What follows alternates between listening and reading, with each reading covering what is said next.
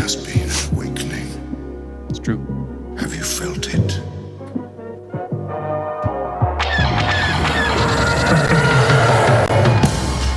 Whoa. What have we here? Slow mo. You guys are so funny. Hello. Holy shit. It ain't C3 penis face and R2 dickhead. Dickhead. Hello there. I'm going to say that every time. Found someone you have, I would say. May the force be with us. Fucking A. Good day, Danguses. What's going on? Rogue Squadron Podcast. I am Mopar. I'm Commander Cody. Thank you guys for tuning in. Episode 78. 78. Much appreciated. Whoa, things are done fucked up already. We got a new setup. Got a new setup. Got a new setup. Hello? Got to work it out. Oh. Let me turn this back up. Sorry. Oh. Maybe too quiet for you? Yeah. All right. Sorry, dinguses. Sorry, you turkey. All right, I'll keep talking. That's the popping that I keep hearing. I'm going to keep talking, though. Thank you guys for tuning in. Rogue Squadron Podcast. You guys can find us on all social media at Rogue Squad Pod, including Instagram, Twitter, and Facebook. We're going to be doing a couple live events, most notably Rogue One. We're going to be throwing a party before Rogue One here in Columbus, Ohio. It's coming up soon. So if you are local, come join us. Go on to Facebook. We'll have all the details figured out on Facebook. True. And then we'll invite you Danguses. There's the pop again. I don't know what's going on. I don't know. It's Pop. weird. So, awesome. Today we have a special guest. We're going to be introducing him not after too long. I'm excited for that. Just to give you a sneak peek, he is a licensed Star Wars tattoo artist out of Texas, I believe. It's true. So we're going to be dangusing him. Is that the word of the day? Mm-hmm. Episode 78, Dangus. Delingus. But before we do that, we're going to get through this and do our beer review because I don't think we got the same beer. So Unfortunately. That's okay. we're going to just bust So through far that. apart. What's going on here in Ohio? Popping. Yeah. Hang on. Give me 1 second. Try to fix it up. You dangus. You birdigus. I got. Hang on.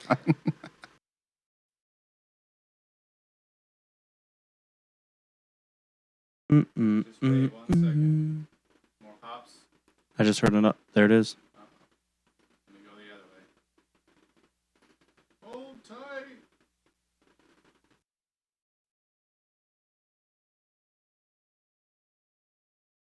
Still. Pop, pop, pop, pop. Nothing. I don't hear anything now anymore. You delingus. Wait. Oh, there's a delay though. That's annoying. Hey, check. Check, check, check. Yeah, it's slightly delayed. Check. Bollocks!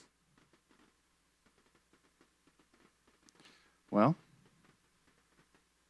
Now there's sound. Oh, they're doing pop, pop. Sorry. I think they're the Poppins. Mary Poppins.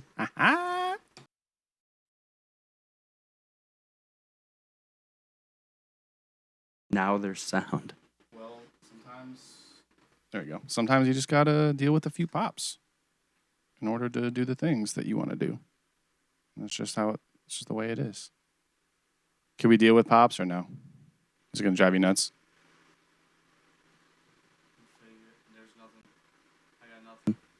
Yeah, we'll figure it out. Yeah, I think we're just gonna have to pop it. Pop and lock. Let's do it. All right. So we're back with what are you talking about doing in Ohio or something? We are coming from Columbus, Ohio. So what happened today? It rained. It rained and everyone forgot what an automobile was all freaking day long. Like it was probably the worst driving day I've ever experienced in my lifetime. Yeah, we had to go pick up the beer from Kroger, and I got hit by 12 people. We were coming out of the goddamn store carrying, and then there was just someone that went straight into the fucking Promenade? What do you call that thing? Not promenade. I'm sorry. the fucking foyer of There you go. Giant Eagle. Yeah, literally straight from the parking lot. Here's the store. They're driving straight as we're walking out. Like what? You're supposed to turn left or right to be in front of the store, and they just Stay on kept the driving road. straight in front of us. So we just stood Yeah. there. Ridiculousness, man. Fucking nuts. But it's getting dark early already. It's just I like fall, but it's just like an all of a sudden just onslaught. And because it was like rainy and cloudy today, it made it seem extra harsh. But yeah, you gotta take the awesomeness with the badness. try to ease it in just a tip, but it fucking takes you and throws you around. You Doesn't give a damn. Ohio don't give a damn. Ohio does not care. But I do want to give a shout out to everybody that's with us on Twitch. Thank you guys for tuning in live. Appreciated. Thank you for dealing with the issues with the new setup, but hopefully it looks pretty. Mm-hmm. Yeah. So I guess let's just get into it. I'm excited for this one because we all have always enjoyed New Belgium. Yeah, New Belgium, that's going to be our beer for the day. I fucking hate pumpkin, and I'm allergic to it, by the way. You're allergic to it? No, I lied about that. Fuck. You fuck. So I'm excited for this. I haven't had a seasonal beer. Well, we had the Flanders Fields or whatever the fuck. Last week was flannel Friday. That's what it was. Okay. And it was amazing. 3 stars we gave that shit. So You tell me. I don't excited remember. about it. So this one, New Belgium, they've never made anything bad, so it's going to be good. Yes, sir. As far as I'm concerned, I mean, honestly, I've never had anything bad by them. that's a true statement. I know that. Yeah. So if you're live on Twitch, you can kind of see the box. Did you break my bottle opener, you bastard? The bottle broke your bottle opener. New Belgium's just their That's bottles how are too hard. Solid beer. Physically solid. Must be 3 stars already. There's a glass if you require such a thing. All right, I'm gonna try to do this. It's always good to pour it out. Release the aromas, as they say. You know, try to get more beer knowledge as we go on. So that's why I've been trying not to get cans on purpose, because it's harder to pour out, and I'm inclined not to pour it out. But I know it would taste better and smell better if I did. Yeah, So it is what it is. I'm excited for this. So always Smell gotta start test? with the sniff test. Yeah, smell like pumpkin. Yeah. Some of those that we had last year smelled like pumpkin pie straight up. That's This true. one, I can tell the pumpkin's in there. It doesn't smell like it's going to attack me. Well, I believe we were at Crafted Drafts, which is a local Beer store. beer. I was gonna say like Emporium. a beer, a beer emporium.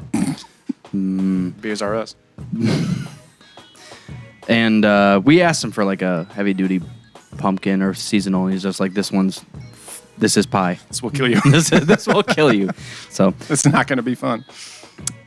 but let's just drink it. Let's I'm fucking ready. drink it. I'm ready. I'm ready. Sorry. I've been Going around with the video stuff. Bip.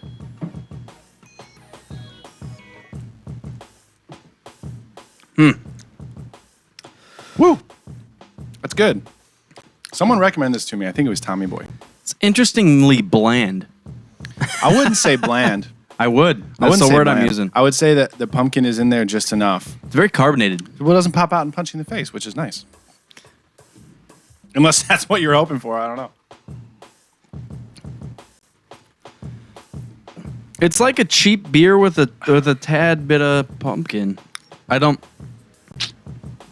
not too impressed with this one. Oh, boy. Talk okay. so much gloriousness about him. No, I don't think it takes anything away. But yeah, I'm literally getting. Maybe I don't know. It tastes like a light beer, like a standard Bud Light with a tad of pumpkin in it. Well, I wouldn't say Bud Light. It's not that bland. I think it's that light though. Which can be nice. We've had so many like heavy, really strong beers. 6%. It's like a Bud Light with a bunch of sugar in it, plus a little bit of pumpkin. I'm not getting that much sugar. Come on now. Yeah, I can taste the sugar. And it also, I wouldn't say Bud Light, man. I don't like your description. Not impressed. It's pissing me off. Hammered, triggered, pissed. Yes, this beer is from Triggered. But it is refreshing. I mean, it's a cold beer. I like it, but It's nice that it's simple. one of the seasonal beers that you can drink more than like 1 or 2 of. Because like we've talked about, some of them are so spiced Right. that you can't handle more than 1 or 2. Like just drinking it, not alcohol content, just the taste. But this it's tame enough. I like it. But you think that tame means bland, in this case? Not necessarily. I'm just saying, though, all I taste, that's the taste profile. You haven't said anything different. There's no hops. There's no malt. no There's hops. it tastes like a Bud Light. There's just a standard beer. plus pumpkin. Pump kick. Yeah, I guess I'll give you that. I'm not getting malt craziness. Let's see. Is your description? It's got like a dryness of a cheaper beer too. What's that bite of tartness doing in a pumpkin beer? Adding the unexpected kick of cranberry juice to brighten this traditionally spiced seasonal ale. I'm not getting any cranberry. I'm not getting any cranberry. I also don't know when's the last time I had cranberry, so maybe I am and I just don't realize it. Let me try to taste it here. Pump kick is brewed with plenty of pumpkin juice, cinnamon, nutmeg, and allspice, but it's a cranberries and a touch of lemongrass that'll have you hunt and pecking for more.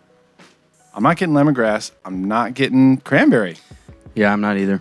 Maybe it's a bad batch. I don't know. It just came out, man. It was the first batch. They didn't put enough in. They fucked that one up. I think they're big enough. They got it down to a science now. It is a science. So we have been somewhat working with local brewery, actual brewing, and we had. What the fuck am I trying to talk about? I don't know. We were lucky enough to go through like the back door and kind of check out how they were brewing stuff, and we had the whole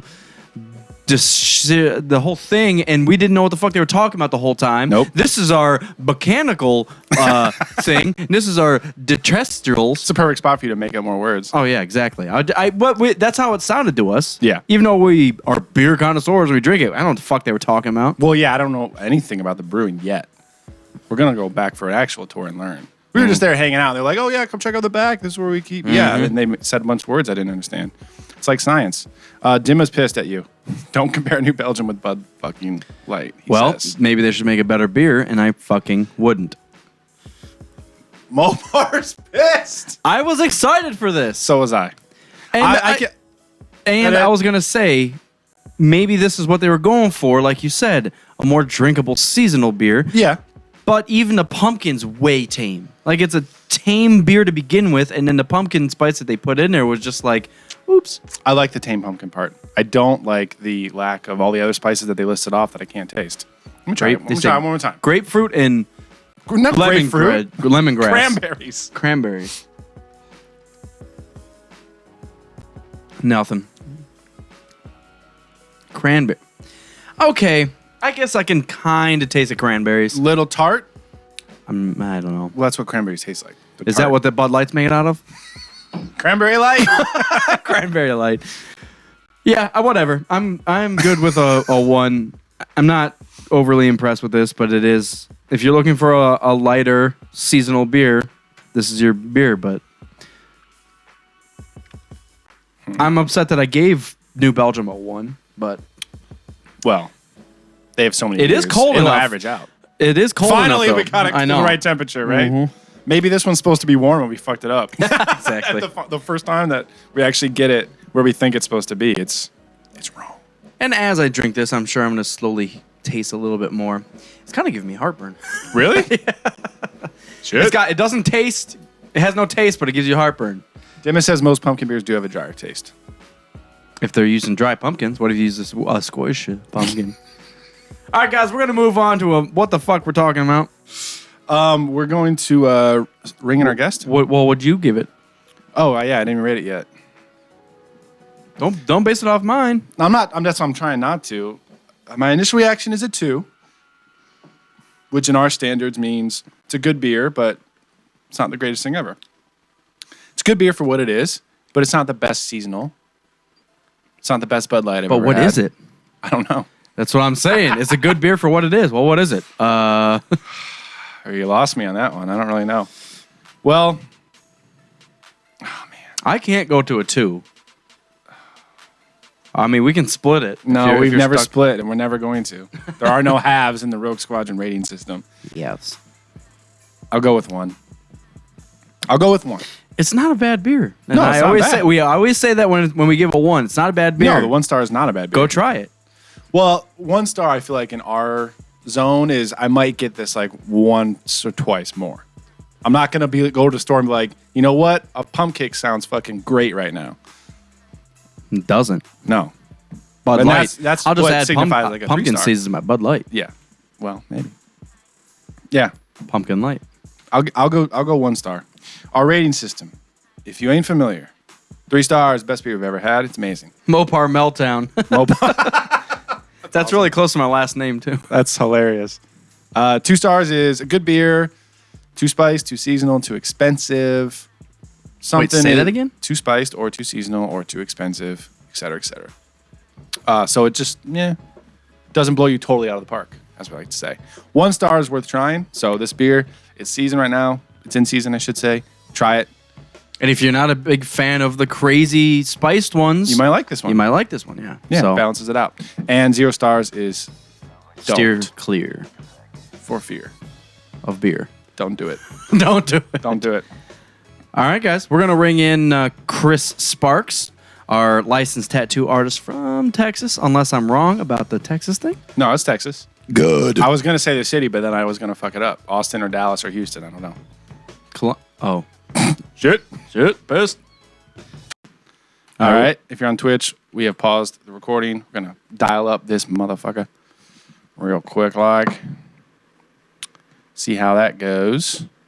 And we'll move on. So you get to see behind the scenes action. Like you don't always get to see it. Oh, shit. No, I got the commander here. By the commander. See, I got the Mopar. Mopar meltdown. That needs to be a meme. Every time you get pissed, it's like Mopar. Triggered. Mopar meltdown. Christopher Sparks. Christoph Sparks. Christoph. First of all. Where's the fucking thing at? Yes. This is gonna be great. Can't wait to start. Well, let's fucking start. He's not going to be looking at anything.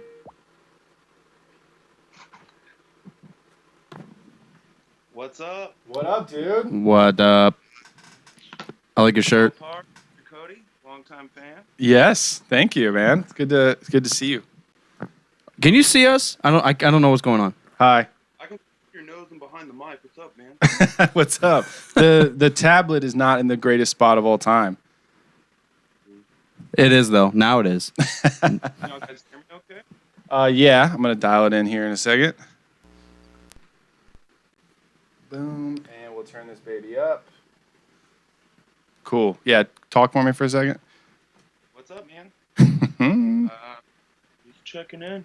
Yeah. Saying what's up? There we go. There we go. Now I can hear you. Now we can hear you. Cool. Will it bother you tremendously if you can't see us the entire time? No, man, I don't care. You're good. He's What? pissed. I can tell already. It's fucking triggered. No, actually, I have you on Twitch on my phone, so I can see both of you handsome fellas. Oh, well, hell yeah. Uh-oh. We got a stalker. Also, I'm your married. You're good. You're good. You're good. Good cover. your background, all your toys, everything, I'm impressed. Very impressed. This is my little drawing cave. This is where I doodle. So Doodle I gotta and have all doodle. my inspiration. I mean, gotta be surrounded by stuff you love, man. Well, yeah, man. I hear you. Awesome. All right. Well, we are. I'm about to hit the record button, and then Mopar's gonna mess up your intro, and Okay. then we'll go. Dude, I'm from Austin, by the way. Austin. I knew it was one of those. It's a huge ass state, I understand. It's as big as a country. All right. Is it recording? There it Yes. is. All right, guys. Now on to our special guest. You go by Chris? I usually just go by my last name. Sparks? Yeah. Isn't that from a movie? Like Sam Sparks here. That's from Food No, I mean, like, Food when I was Weather. in the military, like, there's a million Chris's, so it's just easier to go by your last name. And then when I got out, it just kind of stuck because when I'm in my hometown, there's a ton of Chris's. So Yeah. That makes sense. yeah. Awesome. So, correct me if I'm wrong. You are a licensed Star Wars tattoo artist. I was when we first talked. I worked a Star Wars Celebration. I tattooed there, and that was amazing. And then I got to hold the title of a very few rare licensed Lucasfilm tattooers, and it was pretty rad. Now I'm affiliated, which means I still do work credited to them. It's pretty cool. I should be doing next year's celebration though in Florida, so that Okay, should be fun. we will are be going. Planning on going. So We're trying to be on the council whatever you call it. Podcast council. Yeah. We're going to be Jedi Masters of the Podcast Council. I heard about you guys at Celebration. That's when I started listening to you. So I've been a fan for about a year now. Wait, what? Wait, repeat what you just said, please. One of my friends is a fan of your show, your podcast, and they told me about it when we met up in Anaheim last year at Celebration. And so as soon as I started the drive home, I started downloading your podcast, and we started listening to them on the way home. What the fuck? Why don't we ever hear from our goddamn fans? Yeah, what's We your friend's name? We're going to call him out and be like, Yeah. dude, why don't you say anything? Betsy. Betsy Wetsy is her Instagram name. She is a badass tattooer, but she's also a Lucasfilm tattooer, or licensed tattooer. So was there any like falling out or something with Lucasfilm? Or was it just like awkward with the transition to Disney and stuff? Well, like, do you have to like update your license every year to prove that you can do like a TIE fighter every year? No. It's honestly just a... Can you guys still see me? Mm-hmm. Yeah, I can Cool. still see you. Yeah. No, it's honestly just a cool title. It means I paid them the money to be able to tattoo there, and they approved my artwork. There was kind of like a mini council. Like, there's a certain amount of people that had to look through my stuff to make sure that, you know, this was pretty much my life. Like, a lot of my tattoos are focused around Star Wars, and everybody there is at the top of their game, and they're on the same level of like obsession with it. So they welcomed me with open arms. I just didn't make this year's celebration because it was in Europe, and I've got a big family, so Yeah. we just kind of decided to skip it. But Yeah, that makes I sense. I loved it, and it was amazing. I heard you guys didn't make it, but like it was rad. It was actually only a few weeks before it happened that I even heard about Celebration in the first place. I didn't know it was a thing. And I heard it about a few years back, but they didn't have tattooing in it. They've had about I think it was 8 now, but they've only had tattooing in it since like the 5th or 6th one, so it hasn't been going on that long. Gotcha. But it's got, I mean, it's huge. Movie props, all kinds of stuff. It was amazing. Tons of actors and things like that. And next year, it's in April, so it's right after Rogue One comes out. So you're just like, fuck yeah, it's gonna be amazing. Oh, sorry, it's gonna be amazing. No cussing, fucking asshole. How dare you? What? Let me ask you, what is probably the craziest tattoo that you've ever tattooed? And I'll limit it to Star Wars. Like, you've done a whole back of like Jar Jar Binks. This guy's gonna be the shit. I'm telling you. No, man. Honestly, I haven't. Nothing comes to mind weird. Like, people do ask me that all the time, and I've tattooed some weird stuff, but like, Star Wars has always been like really cool, detailed stuff, or like whatever the clever design is that I can come up with. I'm not really like, I'm kind of family friendly. I don't go too far out of basis. I don't do anything too sexual or too explicit or anything like that. Right. But I listen to my clients a lot. I don't know, man. A lot of people do it, and it's like, Yeah. I've kind of honestly had a like, I don't know. That's a good Just haven't question. If I give you $50 to do a dick on my ass, well, you're Nope. probably gonna do a dick on my ass. Dude, it would be the veiny masterpiece. Very well. See, the thing is the tattoo's very cheap, but the handling fee is outrageous. Yeah, the handling of the dick, the veiny one. Yeah, I got you. Can't barely hold it, Family friendly. We gotta turn this down. especially this show. Now, you're originally out of Austin.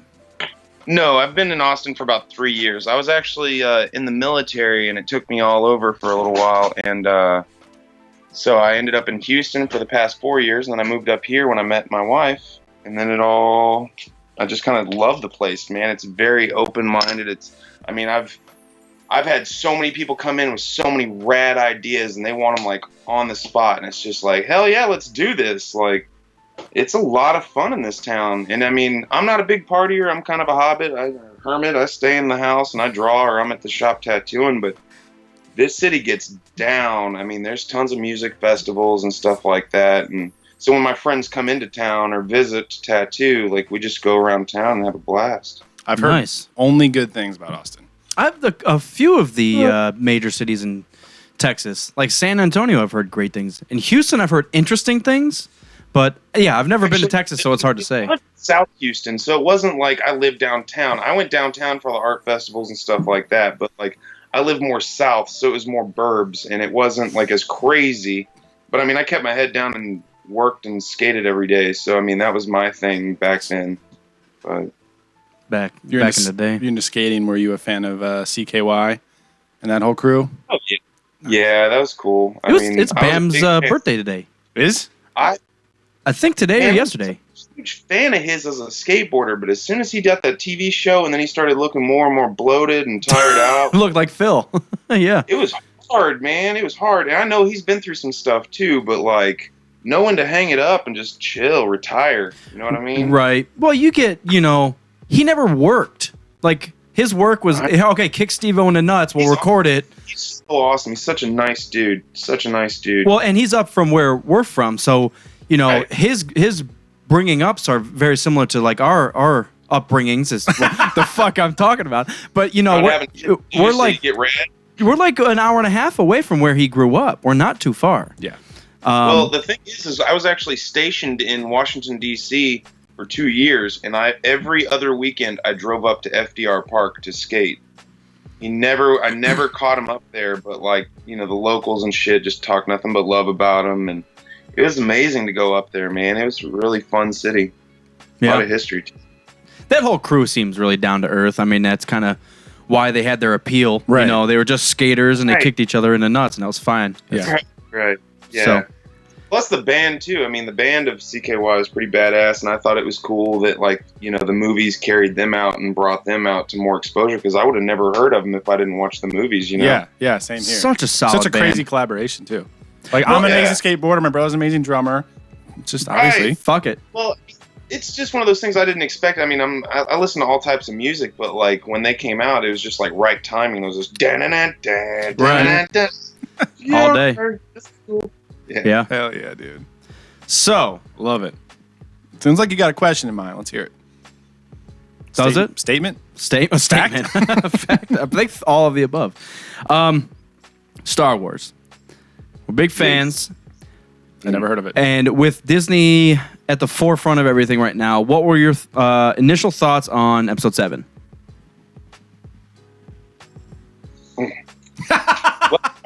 Look, I'm just like you guys. Like, I'm such a fan. I loved it when it came out. I'm a very visual person, very artistically like everything. I just take notes, and man, the first time I watched it, I was blown away. I mean, some of the stuff, literally, like when Kylo and Rey when Ren and Rey are fighting, and he's like, "We're not done yet." I literally burst out laughing because I was like, "Wow, awkward timing, forced." Like, there were moments where I was just like, "What the f?" But like, I loved it, man. I thought it was well done. I had the movie kind of ruined for me. Like, I got drunk with some.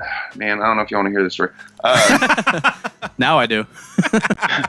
Well, last year's Comic-Con, I was hanging out with all my friends. Bruce Campbell and a couple of other people were like at the local bar that we were hanging out at, and this Disney exec comes up and he's drunk as fuck, and he's just like, "I don't know if I should tell you this, but Harrison Ford only signed one contract on the new Star Wars, and that was only if there would be 2 more Indiana Jones films." And I was like, "Thanks, fuckhead." Like, living under a rock, trying not to, like, I'd only watch the trailers. I wouldn't, like, get into all the fan theories because I just wanted it to be fresh. Right. And I understood that they were, like, revamping it to bring it to a new era. And you know what? My oldest kid loved it. I mean, he kind of was butthurt about Han, obviously. Everybody was. But yeah. I was prepared, and I acted surprised, like, "Oh, no." But, it was cool, man. It was visually amazing. I think he did a beautiful job, and I think it sucks because, like, I'm excited to see episode 8, and I'm excited to see the story of it, but it also, like, J.J. Abrams was like, "Man, that story's awesome. I'm jealous that he gets to do it. I wish I would have, been able to." And it's like, if you're dealing with a trilogy or like another 3, like, at least have them on, like, the side note, like a, second director, call in, like, I don't know how to explain that. No, we talked about this once. I feel like he had to have had some important role in the whole, in like the storyline of the whole new trilogy.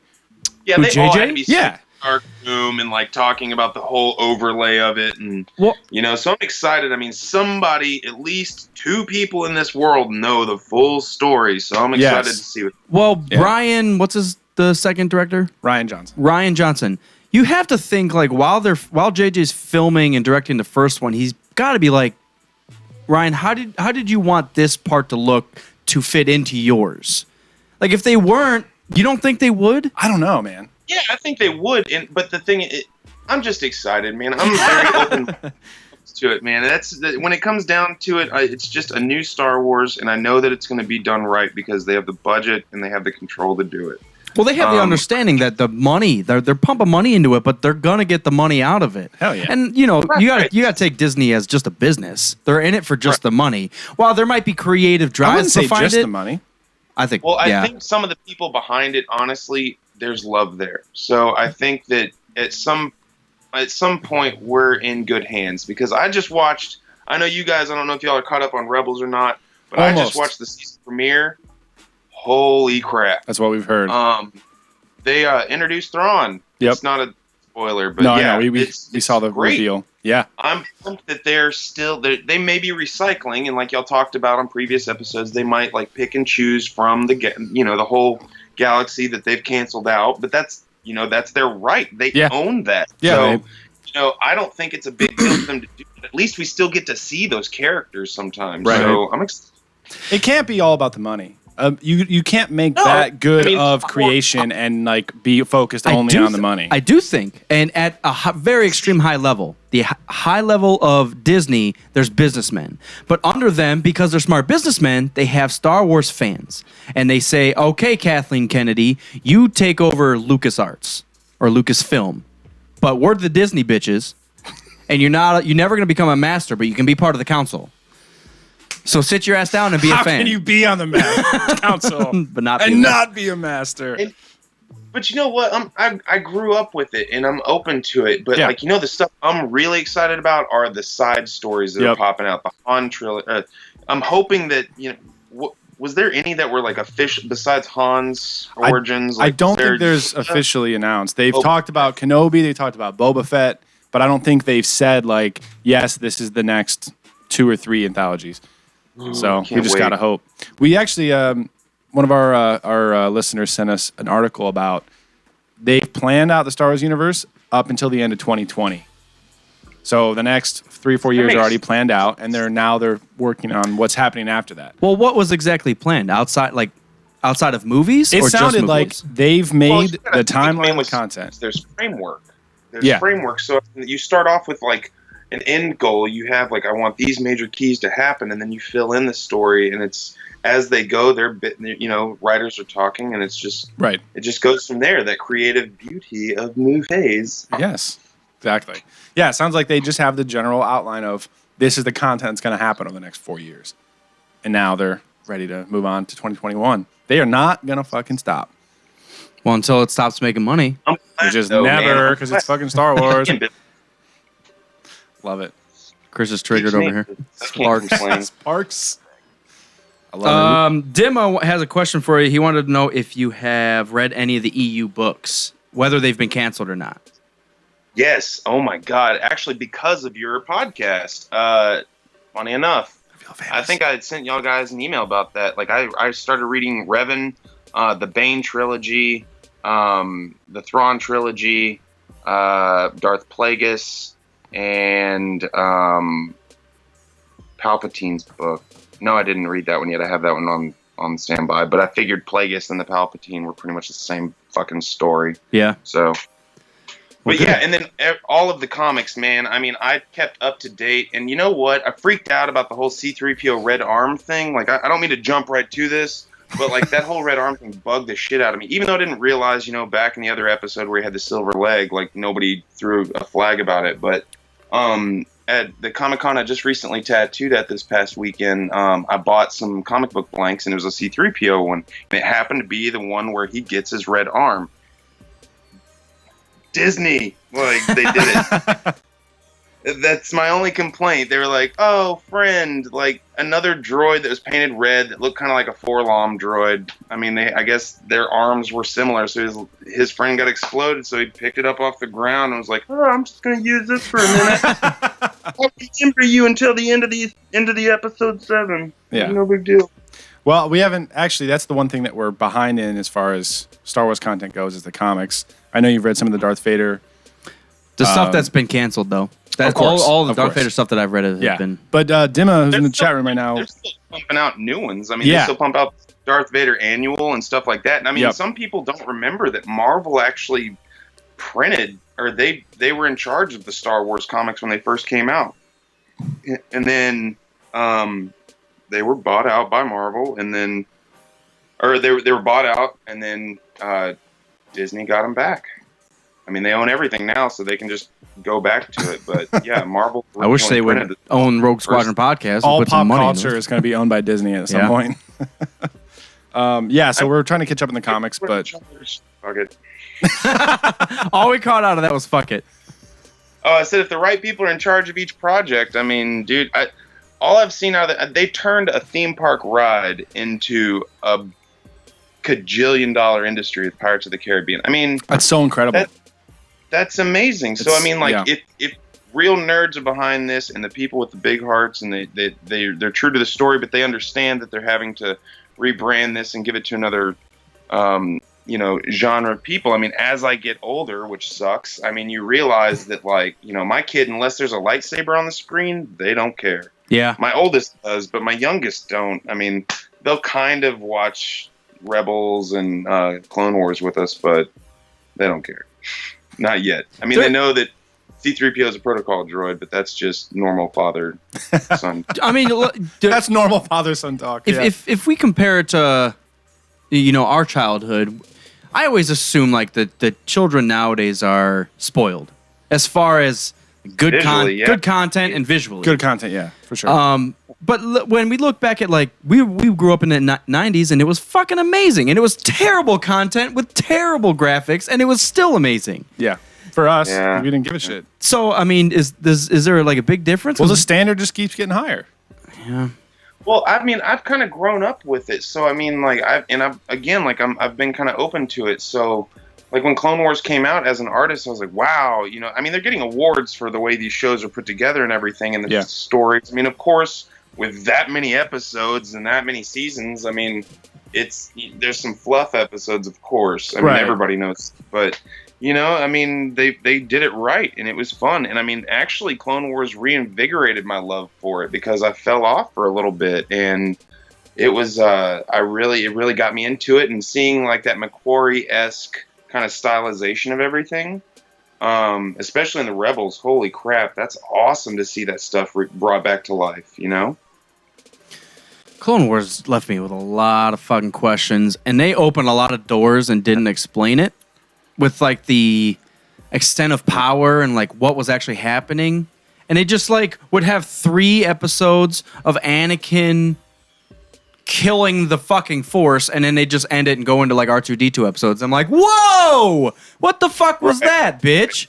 He's gonna nail button and just leave you hanging. Oh yeah. And then all of a sudden, episodes later, it's okay, everything's fine. Back to another mission. If I had one big gripe about the Clone Wars and Rebels, it's like, they take things that seemingly in the movies and the books is like very important or very mystical or very like no one can do this except for Vader, and then they just like throw it in there like it's no big bounty deal. Hunter does it, and then they forget about it, and then they just move on. Yeah, like you said.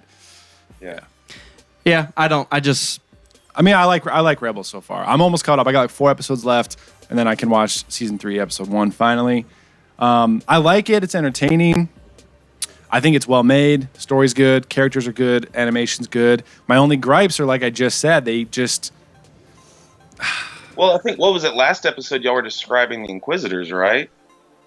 Well, I started talking about it. The most recent one that I saw was the season finale of 2. And that's when we were talking about the Inquisitors' lightsabers. They were just fucking helicopters. I shut the shit off and then turned it right back on, and I said sorry, but... It was like, what the fuck is that? That's never happened and never should happen. Cut it out. Yeah, that's for kids. And I mean, as an adult, I'm like, what the fuck? But I know the kids are like, yeah, that's awesome. That they do that in every other cartoon. Fly away. I'm pretty sure you do that voice for everything you've ever. And all Star Wars execs were like, yeah. I love it. It's fucking amazing. and I get pissed about like stupid little details. Like there was an episode where Vader is chasing everybody in his TIE Advance, and his TIE Advance comes across like one of the Gazani cruisers, and with a few blasts, like just fucking destroys the entire thing. Like there's just little stuff like that isn't a big deal because it's a cartoon. But I'm like, a little TIE Advance cannot fucking blow up a Star Destroyer. Shit really quick so they can move on with the story. Of course. Oh, okay, you're done. Of course. So I try to forgive it. And then I don't think the Inquisitor should have went out that fast, but again, I just try to remember it's a kid's show. Because they come in and through Rebels and like, that one guy at the end, the Grand Inquisitor, he ended up being that dude in the I haven't gotten that yet. I'm going to shut up because you haven't seen it. I haven't gotten that part yet. Sorry. Spoiler. Yeah. But it's cool. I mean, it's very interesting. But again, you're kind of left with questions. But they have a whole other season to explain it. But there's, when they popped up with that Sharkhead Inquisitor, I mean, I thought it was pretty cool. But he was actually in one of the Knights of Ren concept books too. And if you think about it, they've already pulled some characters from Rebels into the movie. So they were already in Episode 7. So it was pretty cool. Pissed. One of my favorite parts of Rebels was, and I had already kind of been spoiled for it, and the fact that it still made me happy meant it was a good placement, was Vader showing up at the end of season 1. It's all new characters the entire time, and then Tarkin's like, well, Tarkin's in there, but Tarkin's like, Maul's in there. Not yet. Not to where I am. I already knew he was. I saw the fucking poster, and I was pissed. No! I get so mad. That's right. I can't even talk about the last episode. Maul should not be back. I haven't even gotten there. We'll figure it out. But I'm interested. You know what, though? At least they listen to the fans because you killed them off so damn fast. And then after reading Plagueis' book, it's like, you were dead the same time he was sliced in half? That's amazing!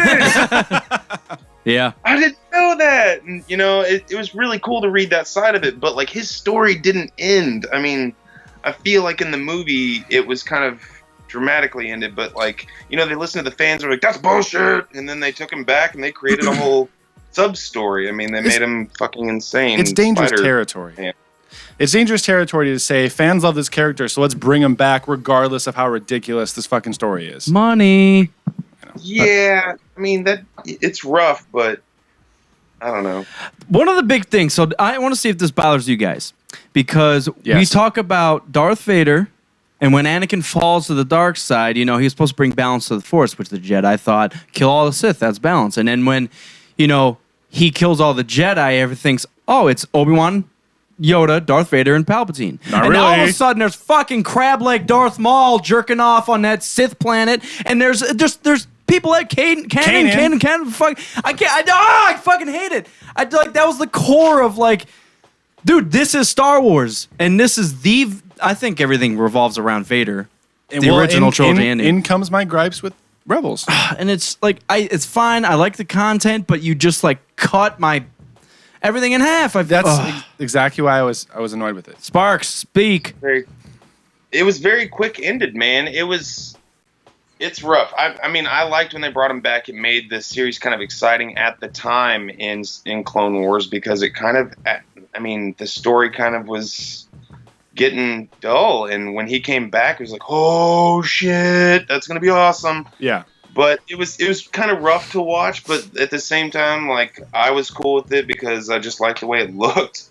But I mean, I'm glad they brought him back. I hope that they do him justice if they keep him around. Right now, you'll see him at the end of Rebels. I think it's when they bring him back. Like, I know you haven't watched it, but I mean, it's interesting how they brought him back. He doesn't have the crazy fucking crab legs. spider. Yeah. Good. I'm all right with him as a character, and I understand him as a character coming back because he was so like Sparks said, it was short-lived, and he had such a rage. Like, he wasn't smart like Dooku. He was just a straight fucking rage assassin. And Palpatine was just like, go over there and fuck something up. And he goes over there and cuts everything in half. But, I get why he could live. Like, even being cut in half, you got your vital organs up here, you're fine. And the dark side kept Vader alive. And I'm kind of think that Maul was even more pissed naturally than Anakin was crying like a bitch in that suit when it was chafing his nipples. Sparks is pissed. No, man. Like I feel the same. Like I feel like his rage is more natural because the new episodes or episodes 1 through 3 made me really dislike Anakin and Luke, because I was like, damn, he is a whiny bitch just like his father. You're Yeah. just passing this down. Like, you just want to cry about everything. Yep. Ah, help! And it's hard to watch, but Yep. you know what? I have faith in Kylo Ren. I think he's going to be Thank you. a different kind of emo kid Thank you. that we kind of deal with. I Well- think he's going to watch him grow as well as a character. I mean, he's going to be a whiny bitch in the intro. I mean, again, this is an intro movie. And I know from listening Thank to you you. guys, episode 4 is the intro movie. It's not everybody's favorite, but it gets you where you need to go. Yep. And then you get to the meat of the subject, which is the second half, and then the ending of it, or I don't know what the fuck, 3rd, 4th, 5th, 12th, whatever. But But yeah, you gotta take things into perspective. You know, you look at something like an Anakin in the prequels, especially. You know, he's starting off as a kid. He's innocent. We know what he's gonna become, but you're expecting that downfall. We start at 7, and Kylo's already a ragingly pissed off little teen emo bitch. My Chemical Romance playing in the background while he jerks off on Vader's helmet, and you're always and you're wondering why it loses to Rey, and you're like, dude, we don't even know anything behind Rey yet. I'm so excited for Rey's background and Kylo's background. There's so much left open. Like Sparks was saying, it's episode 7 setting everything up. So I'm excited. I don't know why. Fuck off, everybody. I just fucked my mic up because I laughed so hard. everybody was. This is the first movie Disney came out with, so everybody's being extra critical. The one huge complaint that I have is the Death Star, the repeating Death Star over and over. It's bigger and bigger and bigger. So why every single movie does there need to be a giant death ball? Right. And there's tiny weakness, and you guys just find it at the last minute. We talked about that, I think, last episode. Exactly. I know, but that's my biggest pet peeve. The Deathtical. Death Cube.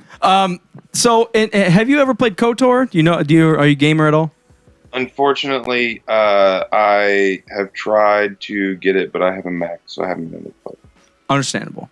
But About it, and it introduced me to Revan, though. I mean, that's how I first started, getting into that was KOTOR. Well, even the Revan book doesn't do Revan justice, and I want you to understand that. No, not at all. But there's also the Old Republic that go into it too. It's awesome. Sure. But I like, because in KOTOR, there's my mind just went blank. The Star Forge. Oh, yeah. So it's like it's not a direct weapon itself. It's like a manufacturing plant, and it takes the energy of a sun and creates these ships just like instantly. And so it basically is just constantly creating fleets all day, every day. And it's like, dude, you could have done something crazy like that. Right. You didn't have to make another Deathtical. It's fucking dumb. Right. It's just bigger, badder, and you can live on it on the outside this time. It's snowy. So I mean, you you know wanna what? I would have been okay if they would have had like maybe a 5 moon kind of like where they all kind of link together to create kind of beams or something. But like sweet. just one giant death ball again. It just gets repetitive, and it's like, yes, I understand. In the book, after the movie, I was just so curious about everything. I read the book, and it kind of made the planetary explosions like way more intense. Like it shot way more planets than it showed in the movie, but they can't show all that on time. But like, it's supposed to be major and powerful and everything like that. But again, it's like, oh, we found its butthole. Boom. Yeah. Yep. So now that we know that you're way Aligned with our point of view. or just more intelligent than us and more dedicated because you actually read the books, what was the major difference? We read the books. No, I'm talking about The Force Awakens. You said you read the actual novel. Right. What was your thoughts and what were like the major differences between that and the movie? Well, they explained how Poe got to where he was. That was the most exciting. And then one thing I cannot remember if you guys mentioned it or not, but I wanted to tell you guys, Poe Dameron is Force sensitive. It's canon. Basically, his mother went on a mission after Palpatine died. There was, I think, Operation Cinder or something like that. And he was it sent all his people out to destroy all the evidence. Well, there was the Jedi tree, and Luke went to go find it and recover it. And it was all made out of Force, or it was from the Force. And Poe's mother was one of the pilots that went with him. And when they arrived, there was 2. And, Luke was like, well, shit, I'll take one and put it at the temple, and you take one and keep it safe. And at the end of the comic, it's planted in their backyard, and Poe's playing with a little tiny spaceship running around it. So he's grown up around this force tree. So, I mean, I'm not saying he's anywhere close to Jedi or anything like that, but, like, you know what I mean? Like, you can't be that badass and not have a little touch of the Force. Yes. You know what I mean? 100%, yes. I almost didn't know what you meant, but I got through the thick accent that you had. Touch of the Force. The bit of the dicks. No, I think that makes a lot more sense than just him being the best pilot in the galaxy or in the amazing. Resistance. He kind of has an inkling. That's awesome. I knew that his parents were involved in the rebellion. I remember reading that, but I didn't know to what extent. I didn't know they fucking planted a force tree. Yeah, in the where's the courtyard. seeds at? Can we eat the seeds? Force peppers? No, it didn't mention any seeds, but you know what? Maybe once every 10 years it might sprinkle a few. Sprinkle a bit of the... I'm getting that the force allergies. I need some fucking shit. That kind of reinforces the idea of where Disney and JJ's going with the Force being embedded into items and stuff. Yeah. With the helmet and the lightsaber, and now we got a goddamn sapling that's got it. Right. I mean, it's in a lot of things. I mean, like in the books and comics and things like that, it's object as well. I mean, shit, just the... I mean, I know it's not natural like the tree, but like... holocrons themselves have so much energy, and it's it's pretty cool, man. I can't wait to see what they do with it. Well, in the Revan book, weren't they searching for Revan's mask because it was so powerful? Yes. I forget not that because book. It was powerful. It was because I mean, whoever had it was the Mandalore. So he had to Like, become the they were leader Mandalore. of it. Yeah. Because it wasn't the thing, like, if you, to become Mandalore, you have to take the mask. And Right, at that time, yeah, you have to beat whoever's had it first Right. or whatever. But Revan was like, you guys suck at pretty much everything, so I'm going to hold on to this. And then until you guys are ready. And then his friend that was with him the whole time was like, Canderous. "Here, you do it." So, Canderous was yeah, with him. Love it. Canderous, Who's from KOTOR. Yeah, Really? Canderous is a badass. He's a Mandalorian himself, and he actually becomes Mandalore. If not, he becomes Mandalore in that book, I thought. Later on. I don't know. I'm hammered. He becomes the Mandalore. I mean, Revan hands it to him and is like, Yeah. hey, man, you're the only one I trust with doing it. Right. And he was like, God damn it. Okay, fine. Yeah, that's exactly how I remember him doing it. Canderous, Ordo, and there's one of the ARC troopers, clone troopers. The highest Right. ranking of the clones, the ARC troopers, is named Ordo. Oh, After Canderous. nice. Yeah, because the fucking trainers are Mandalorians, so they're just all about Mando culture. Yeah. Interesting. Fucking legit. Cool. Speaking of clones, so not last week, but the week before, we chatted really quick. You were talking about the Yuuzhan Vong freaking out, coming in from another galaxy, raping everybody, ridiculousness. Mhm. What army would you take into battle if you had to choose one in the Star Wars universe? You said Yuuzhan Vong. I said clones. We posted to all of our followers, Instagram and everything. Overwhelming response was clones. I think that's because everybody's young and all they've seen is the fucking Clone Wars.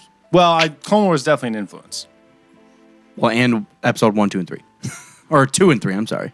But I don't clones want to just... sound ignorant. I forgot the name of it. It was Darth Bane's ghost. What was that recon unit he was with that he pretty much killed it before he turned into the Darth Sith. He had, it was just like a Sith army. It was the Sith army, But it he was, was, he was like the leader of a Sith like battalion. I forget what the Ghost Walkers. The Ghost Walkers. Yeah, Was that? That sounds familiar. The Night Fiends. Knights of Ren? Knights of Ren. So get the fuck up. I'm terrible with that, man. I'm not going to remember. Off the top No, of my me head, neither. But they had a special unit with him in it. Mandalorians any day. They're pretty ruthless.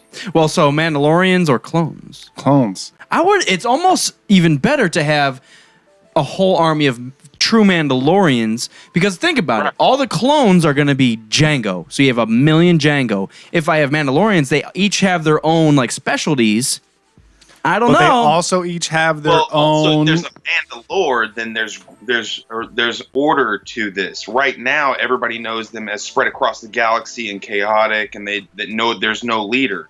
So if they're under one leadership and you got that dude under your thumb, then I mean that's a badass army of they'll fight to the death. That's their job. Right. So I mean, Well, I was going to say just random Mandalorians could end up being, they're in it for the money. They're not for a cause. They don't give a fuck. They're going to fight with each other because they're not, like clones are, they're Mandalorian genetics, but they are bred specifically for combat, to take orders, to do one thing and but they fucking also do it well. have all of Django's limitations. That's what I'm saying. Some Does Django Mandalorians have might any be limitations well, besides lightsaber to the neck? I'm just saying, some Mandalorians might be stronger or might be better gunmen or marksmen or, detonation motherfuckers or, what I'm saying, pilots. They're not all just... a strategic limitation, too. Yeah. I mean, they're all being taught the same exact thing as they're being brought up. Right. So, I mean, the Mandalores, they've had, thousands of years of, different combat styles and trainings and different clans meshing and teaching. So, I mean, it's kind of a different hodgepodge. I think it would catch them really off guard and be like, pussies! Yeah. I think it's awesome that the character of Revan goes against the Mandalorians, beats them, and then they're all like, dude, that's the fucking guy. You just lost a war to this guy, and they're like, dude, he's it. Which is perfect. Yeah. That's exactly what that's honor, what they're respect. supposed to do. Exactly, yeah. I'm going to... Favorite, man. Revan's it, man. But if I had to go into war, I'm going to actually alter my answer. If I had to go into war with an army, I'm not going to pick the Yuuzhan Vong, and I'm not going to pick the clones. I'm going to pick Darth Bane. Just Darth Bane. Yeah. Yeah. But with the armor. I mean, because when he had the armor for the obelisks. Oh, yeah, the Obelisks. Orbelisks. Yeah. Obelisks, sorry. When he had the Obelisks, man, he was damn near invincible. Yeah, other than the Orbelisks. Because they just sucked life. It was cool. It was a cool give and take. Right? Yeah. Wow. When you blow yourself up accidentally, I mean, it would sting a little bit. I mean, the poison release and whatnot. Yeah. But he learned to do it regularly. Yeah. I'm sticking with clones, man. I know I have a big love for the clones. But you're thinking of numbers, though. You're also thinking of numbers because they had endless quantities of them. They were spitting them out. Darth Bane just going to crush them all with his mind, with a thought bomb. I'm going to think about a bomb. Oh, wait, no one's here anymore. Done. Check mark. All right, win. so to that effect, would you just take Vader into battle? I think Bane would take Vader. I think Bane would take Vader. Vader never lived up to his potential because he was cut in half. He never lived up to his potential. Yeah, we talked about that. True. Yeah. I am. I'm going to start the after because, I mean, obviously at the end of the Bane series, I mean, it was led to believe that he lived on through Xana. So, I mean, I'm excited to see how that goes. So that's been debunked. If you haven't listened, we actually interviewed the author of the Darth Bane series. Shut your mouth. So Drew Karpyshyn, we asked him about that because I got through that series and I asked him about that because it was kind of wishy-washy. Yeah. It says it shows like Zana's body walking away, but it never really said, is it Bane in Zana's body or is Zana just walking away? And he said, I didn't. Typical hand twitch that he had, and that leads you to believe that's the cliffhanger. Right. So, didn't she go on? Don't they have a series about her and her apprentice? Unless it's a yet. comic that I don't know about, I think that's where it ends. Huh. But Drew debunked that. He didn't officially. He said, I didn't realize I left it that gray. So go on my website and there's some. So there was somebody there must have been an editor change or something then because that is clearly a cliffhanger. Because like the whole beginning of the series, he's clutching his hand and he's like just clenching it because the pain, like to divert his attention. And then at the very end of it, after he tries this huge epic transfer and battling her. And then she's like, and it makes sense that he would take over her and just completely, try to keep down that he's Bane. It makes sense, but I don't think he left it open at all. I think it was deliberate. You think Bane took Zana over? My personal opinion, but that's just because I have hopes. I mean, one thing is I was light side, I am. I've always been the, rebel side, Jedi side. But I've never really learned about the Sith Lords until I started hearing about you guys saying how badass they were. And Revan really got me. That was awesome. But Bane, I mean, you just can't fuck with that power. I mean, you eliminated thousands of Sith just for the rules too. I mean, because you knew it was the right thing to do that would keep that going. And I think you just can't mess with that. I mean, it's a lot of Can't fuck with the dark side. Mental trickery as well. Well, you kind of in the movies you just see the Sith as like rabid dogs or just pure dag nasty evil. They don't even say Sith until prequels. Across the entire universe and stuff, you don't see like all the behind the scenes because he stayed hidden for so long and had Xana doing everything. I mean, yeah. Well, I mean, I'm saying just like as an upbringing, you start with Darth Bane series, and he's a guy, and from his point of view, the Jedi are using them and putting down his planet and the natives just as much as the Sith were. So he didn't know who the good and the bad were. Well, back then, correct. And when he got in trouble, the Sith kind of gave him his free ticket off the planet. So he kind of saw the Sith as a good thing, and they offered him a bunch of stuff, and Gloomwalkers. Yes. So that was. And also back then, the Sith were less of a mysterious force-using cult and like an actual organization. They were an army. Yeah. The Force seemed kind of watered down. I mean, you had a lot of weaklings that were in higher positions than they should have been, but well, that was the whole thing of the rule too. That's right. He saw that it was an issue. Well, Revan, he found a holocron of Revans, holocron of Revans. That said the rule of 2. That's how it's going to work. But that was on the basis of each master. Not that there's one master. Each master has one apprentice. Yes. Because what was happening was one master would have 12 apprentices, and all 12 of them would gang up on the one master. Right. And it would just dilute everything because not one of those 12 was strong enough. Yeah. So he said, fuck it. Erase button. Control-Alt-Delete the Force. And fuck it. I love it. Because he comes from can't get enough. Just a hardworking human core. I know it. Yeah, he had it's the average blue collar, but slave labor. Yeah. Low pay, beer, whatever. Beer and we're all good. Yeah, I just that one's always hit home with me, and obviously Revan because that story. Now in KOTOR, the story is just fucking amazing. Well, see. I really am interested in that. I need to look into that more. But man, like I love the fact that he was married as a Jedi after the fact of the whole Sith Lord.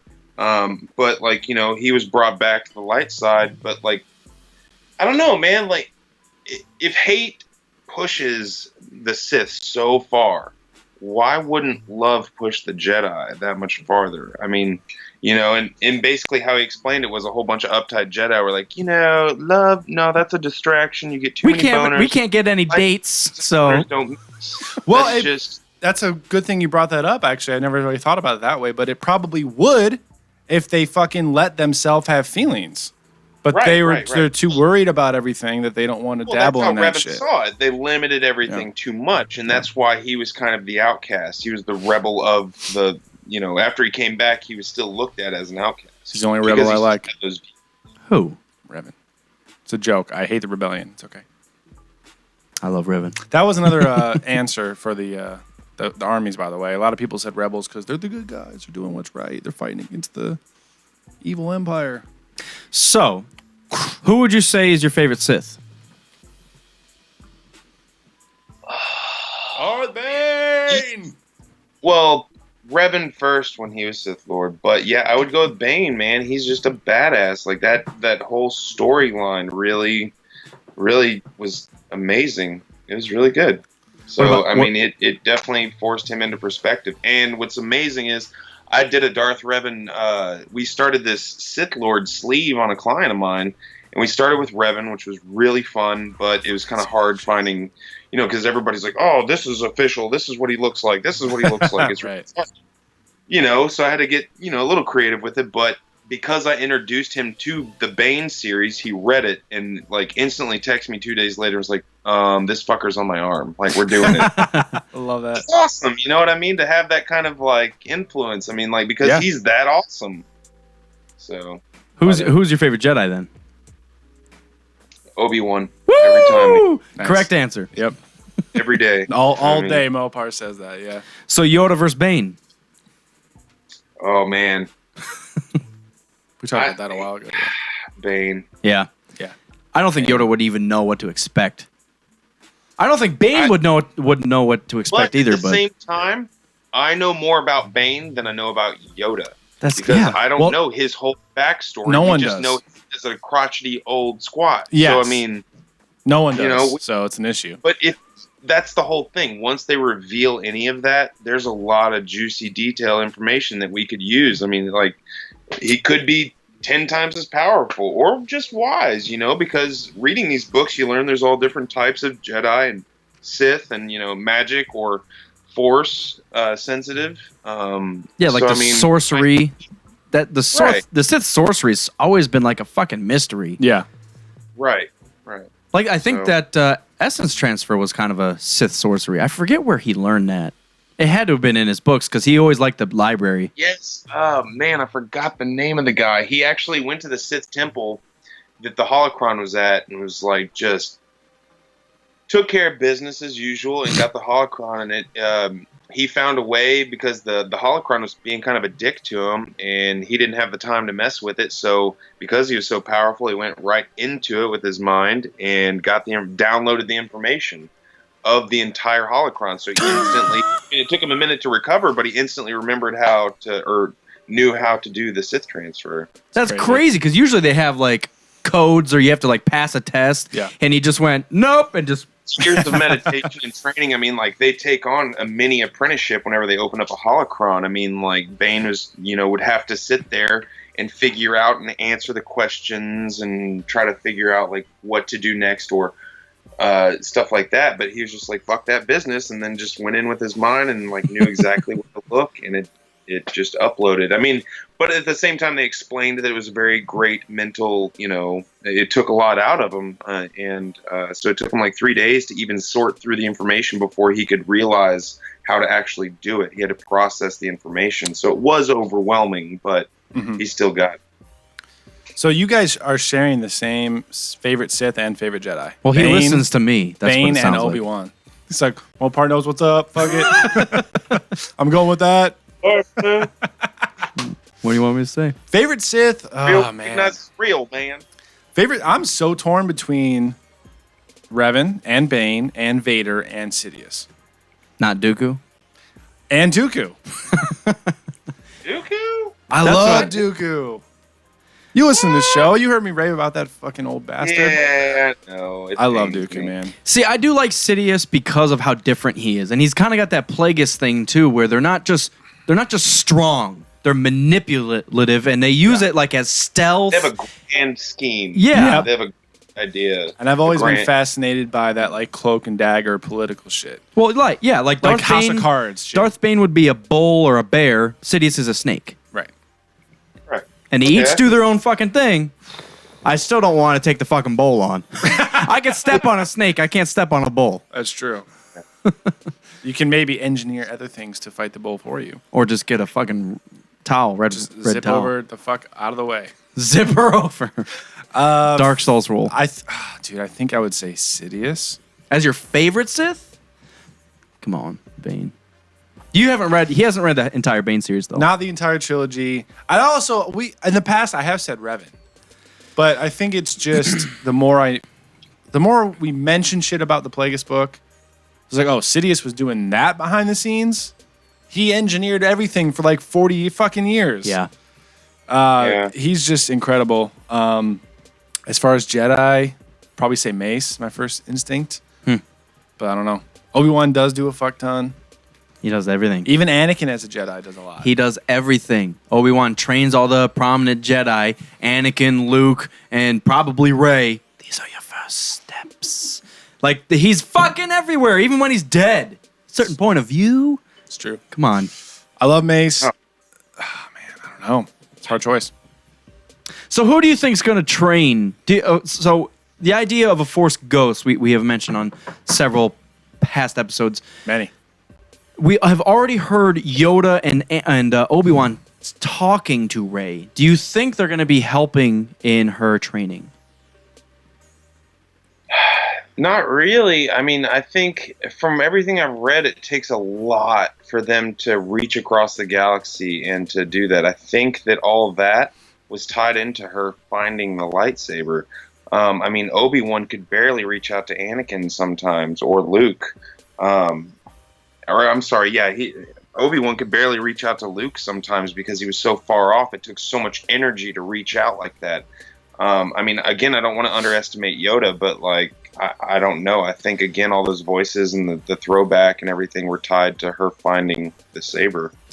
I think there might be something to the extent of Rey might be wavering, something might happen, and she might be like, Luke might be, she looks like she's gonna fall to the dark side. He might just be like, doot, doot, doot, doot.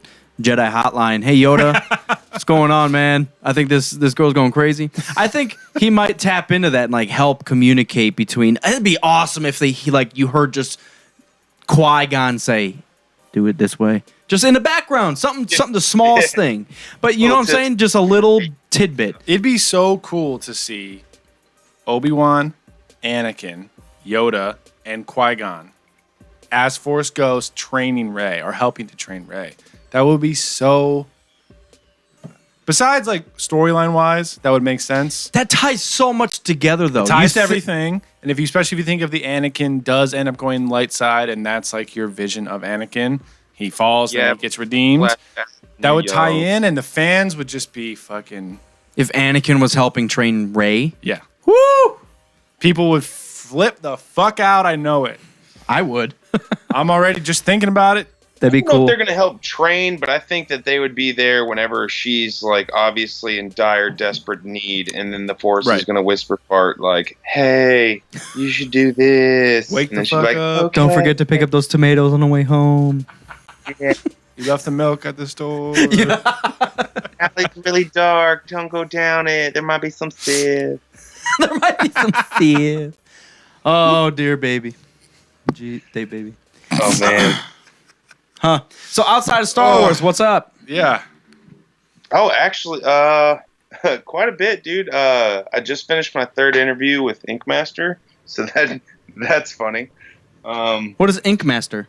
Explain. Ink Master is a television show that falsely represents an industry, but like there's some good tattoos. It'd be cool to be on it. It'd be good advertising for sure. It'd keep me busy. I'm already busy with a whole bunch of Star Wars stuff, but if it was put out there on national television, it'd be cool. Yeah. Well, if you get that gig, we're gonna have to send you a Rogue Squadron podcast shirt so you can represent. Can I get my goddamn self tattooed on my arm? They won't allow me to wear any logos, but you know what? I'll rep it in Austin for sure. I'm gonna actually buy one soon. Yeah. Well, we don't even have any left. Yeah, they're all gone. We have You to. out? Yeah, we're out. Yeah. We only had 100 to begin with. I know. We have 40 some to begin with. Maybe I need to send you guys a care package. I got some artwork to send you guys. You can send me that Death Star. That'd be cool. No, that's a custom. If you are a true dedicated fan, no. Yeah, I mean, we have. We're going to be working with a new provider of said shirts that are going to be a better quality. We were not the happiest with our past ones, so we're going to be upgrading here pretty soon, hopefully. Yep. Yeah, but as soon as we have one, we'll fucking send you one for sure. Or we don't even have to send. We can hand him one at Orlando in April. Woo! Yeah. Fucking excited for that shit, dude. What the? So thoughts on Rogue One with the trailers and everything? Ah, man, I'm excited about the new droid. Actually, while I was at the Comic-Con, I got a couple of the new figures, and I've been using them as reference. I'm excited about the droid. I'm excited about the story. I'm excited to see Vader, like y'all talked about. I'm excited to see him, hopefully, as badass as he actually is. Yeah, as badass as Bane, just an action hero now. Well, what you said, I mean, that is like from people we've talked to and our own thoughts. That's one of the biggest things is the droid and Vader, especially fans of KOTOR. A droid actually doing something. Talking shit, because we've seen IG-88 only in Shadows of the Empire. And you gotta think, this was an Empire droid, and they captured it, and then they reprogrammed it and made it Rogue. So, like I mean, it still has marks of Empire, so it could be one of those where they utilized him, but he becomes... I think he's going to be the next... That version of the friendly, like you said, like the C-3PO R2-D2, kind of like the family-friendly droid kind of thing. But I think he's gonna be cool. I'm excited about it because he looks rad. Talks a little bit of shit. I think he's going to talk a lot of shit. Family friendly, but he talks a little bit of shit. And that's the whole. I think he's going to talk a lot of shit because wasn't he said? Didn't he like look In the trailer, at Jin? he's like, "I should kill you, but my master says you're okay," or something like that. Something ridiculous. Oh, that's right. That's right. Well, I'm thinking he says that because his original protocol was to kill everything, and then they redid it, and he's like, "My master overrided this thing, so I'm not supposed to kill you anymore." Yeah. But there was a droid in KOTOR that talked mad shit to everybody, and it was cool because he called every human a meat bag because from his point of view, we are meat bags, and he just like how R2-D2 talks. It's just transferred into bleeps and bloops. Yeah. Because he's always being like, "Dude, shut up! You don't say that." Like, you know what I mean? They're always correcting him. right. R2-D2 he smacks him on the head. But they're all wrong. R2-D2 always knows what's up. He Like does, but he's like shoving C-3PO when he off does it. balconies, like, "Go fucking rescue Anakin." And C-3PO's like, "Oh, you stupid fucking dumb droid."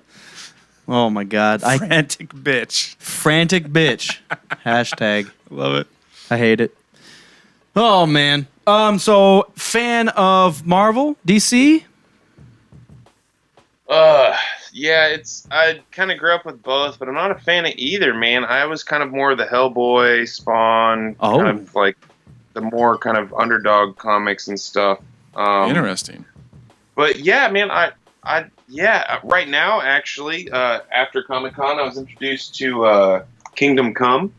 I'm already halfway through it, but it's supposed to be like DC's version of Watchmen, like where it's just like a real story where you can get into it, and it's pretty awesome so far. And the art is amazing because Alec Ross always kills it. So, What's a couple of your favorite artists all together, whether they're tattoo or whatever?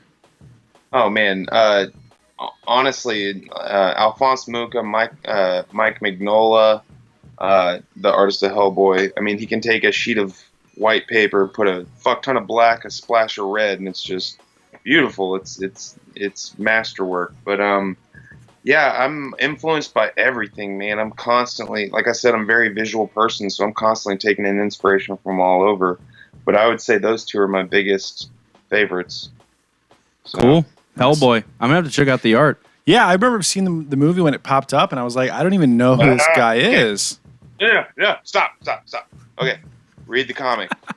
Do yourself a favor. Read the comic. Oh, I don't have any plan to watch the movie.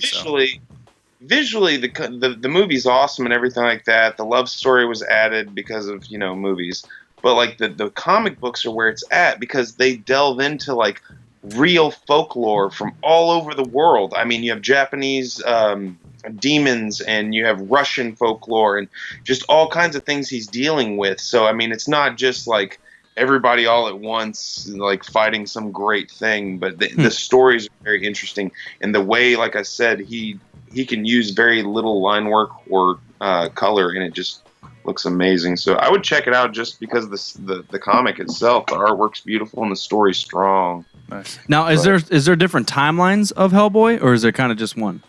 Yeah, sometimes it randomly pops up like 1949, and then he's in Norway or wherever. I mean, like it jumps around.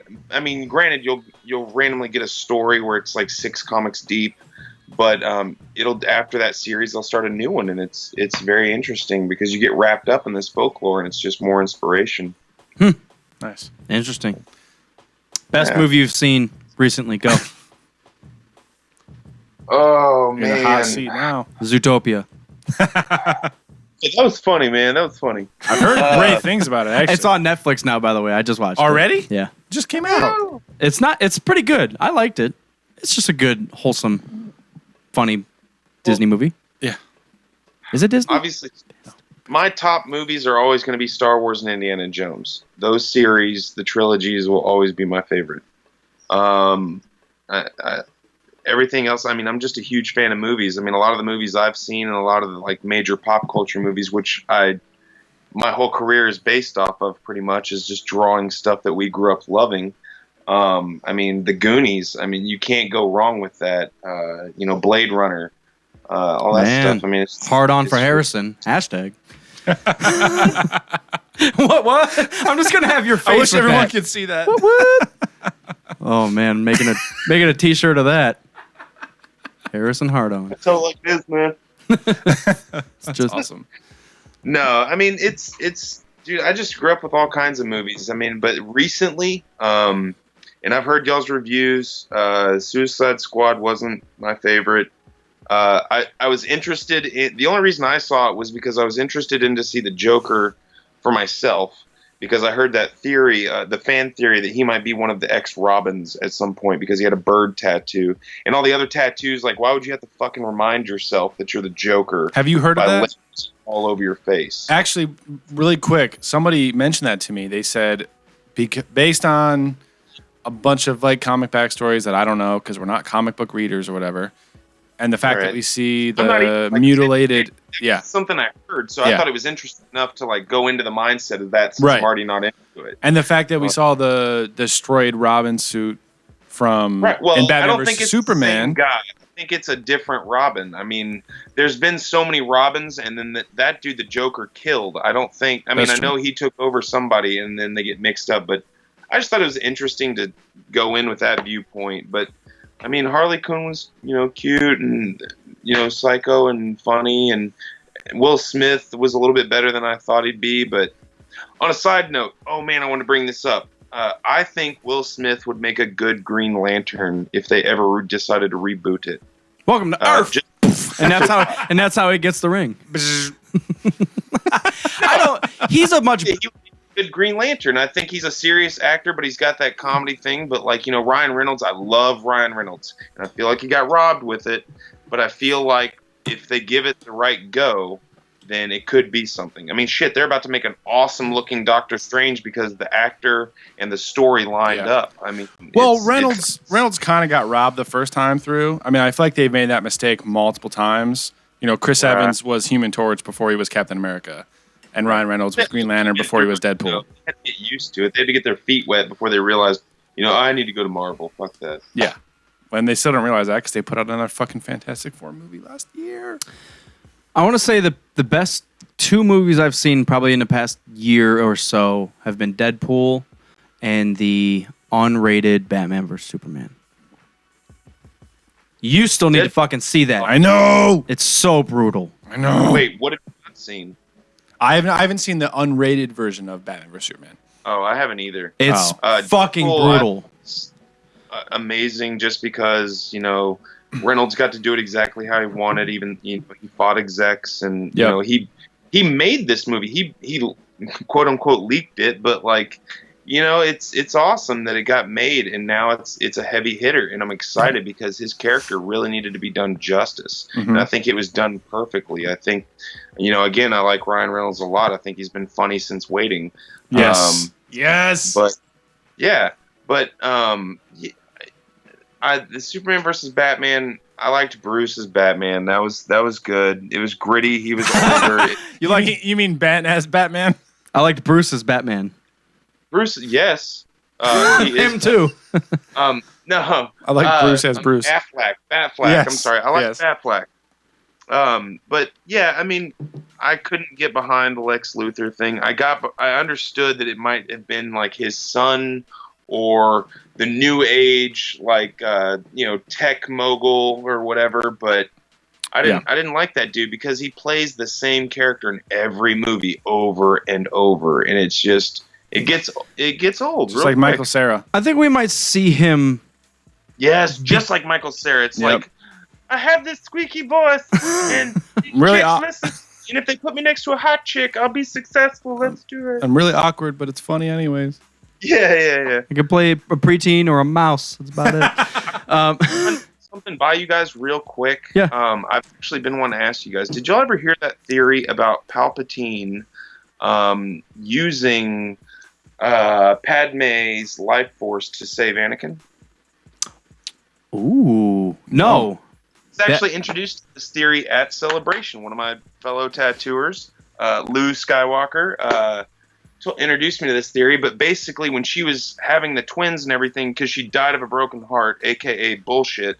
AKA she died of a bad script. Sorry if I hurt anybody's feelings. But yeah, like basically she was dying, or and he's dying, so he used what was left of her and transferred it knowingly to him and didn't tell him about it. I mean, like, this is something he could hold as kind of a I don't know, something over his head. But yeah, well, it's like a live Padme does nothing for Palpatine, but a half-fucked Vader does everything for Palpatine. So that makes complete sense. Yeah. And with the fact that Obi-Wan and Yoda had no fucking clue, probably because they have never even felt that type of power. That's crazy. And essence transfer is well known in the Sith. I mean, it was known back in Bane's time, so it trickled down from master to master to master. Oh, yeah. So, I mean, it makes sense. Well, and especially Palpatine of all people, he guaranteed that he was researching all those things.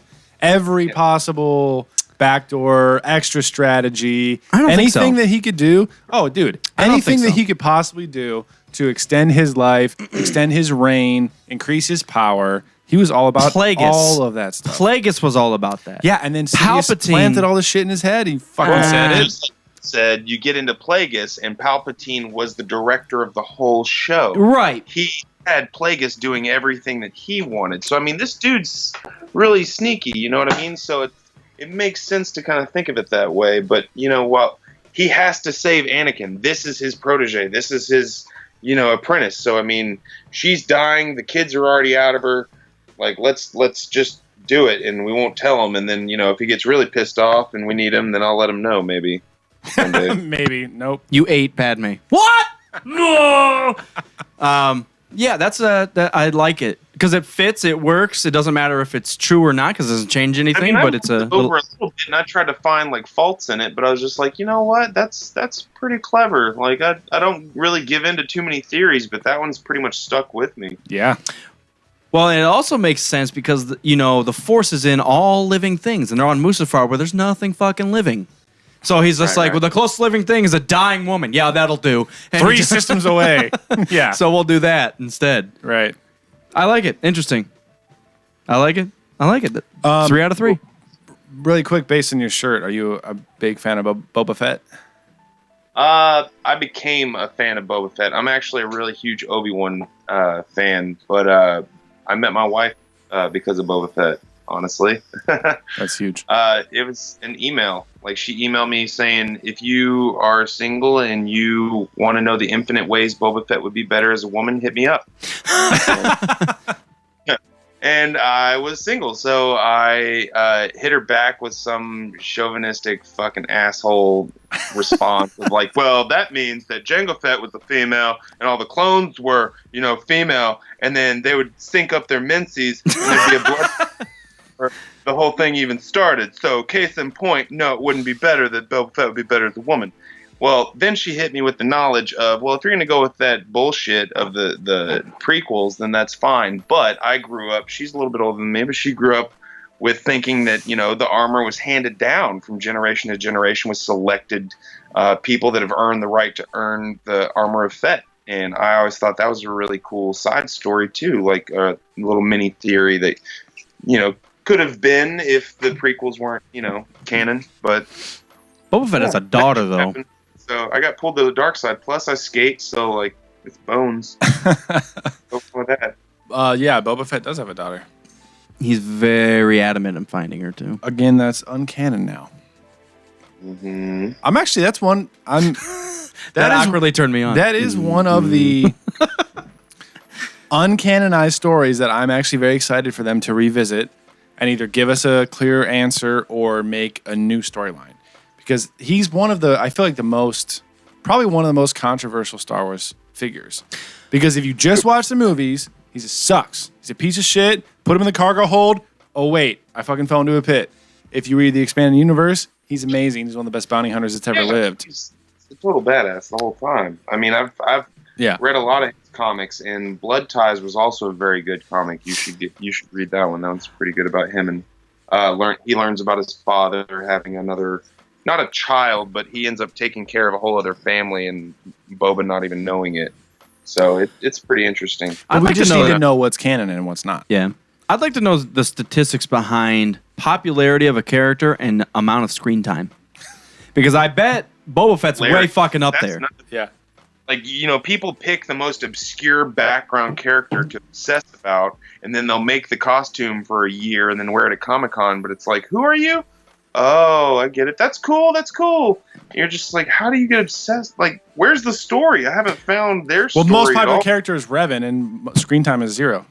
Well, no, but think about it. The most popular character was probably like Maul for the prequels, and he was in a half a movie.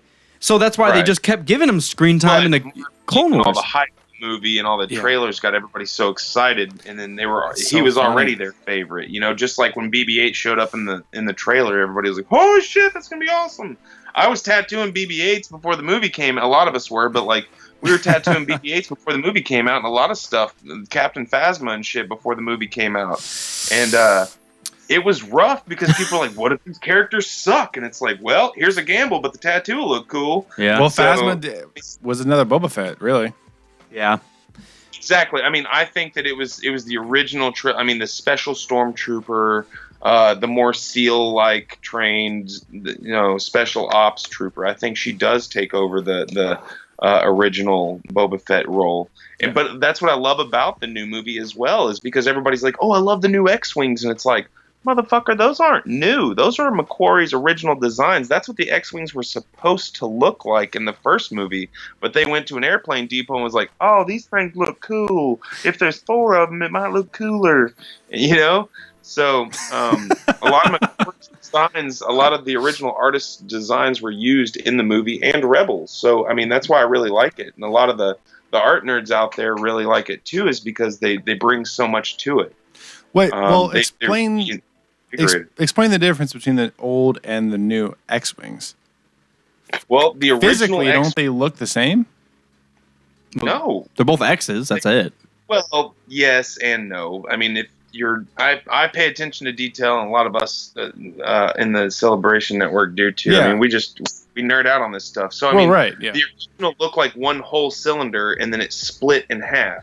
In the original trilogy, there were 4 tubes on the like 4 engines. The engines, yeah. Open.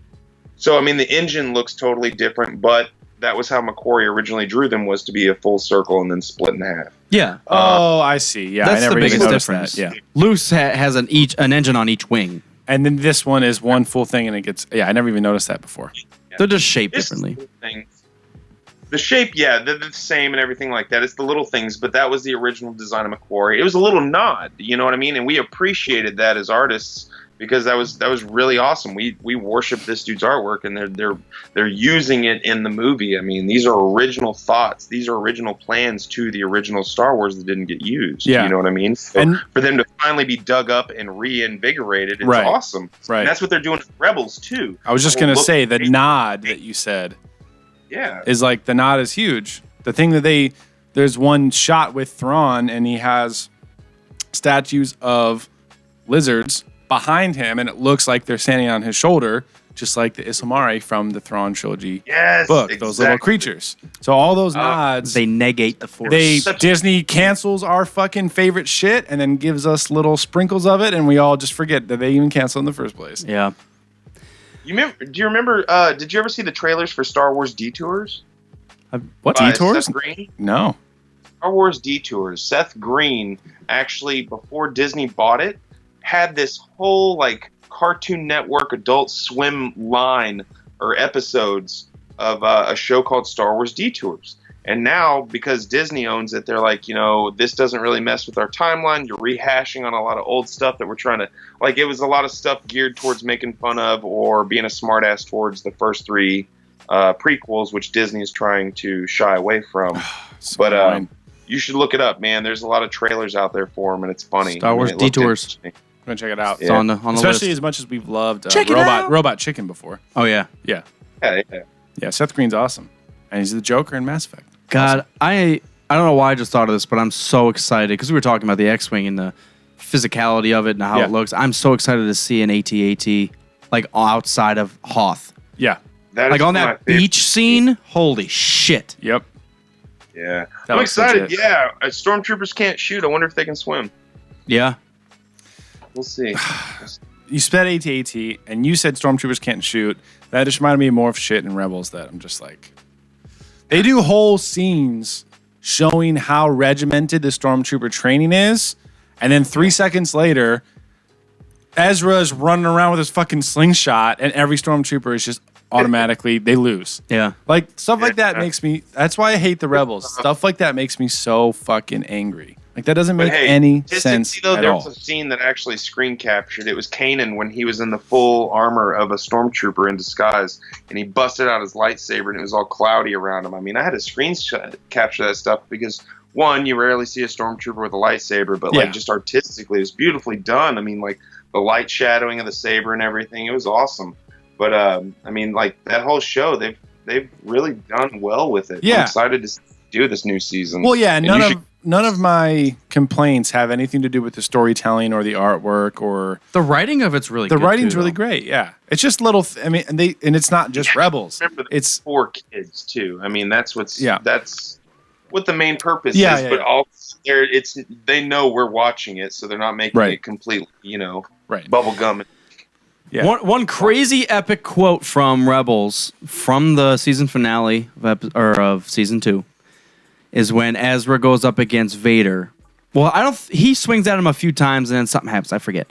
But before it happened, Ezra whips out his lightsaber and says, "I'm not afraid of you." And Vader says, "Well, then you will die braver than most." And just goes right at him like, "Oh, no!" Isn't it awesome? Such a Vader moment. Yeah, you shut up, you little bitch. Boom! It's funny that we know more about Vader from the shit that's not on screen. It's funny that we probably know more about Ezra than we knew Boba Fett on screen. On screen? Oh, absolutely we do. Ezra's 3 fucking seasons I know. already. Boba Fett was 10 minutes. That's the whole thing when I tattoo, man. Like I can tell, like through my clients, like if they're really behind it, like if they've grown up with it, or if they're just kind of getting it because it's cool. Like they'll come in and just.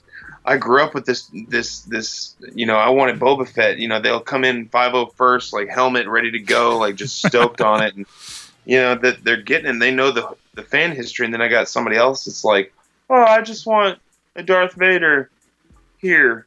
Damn it.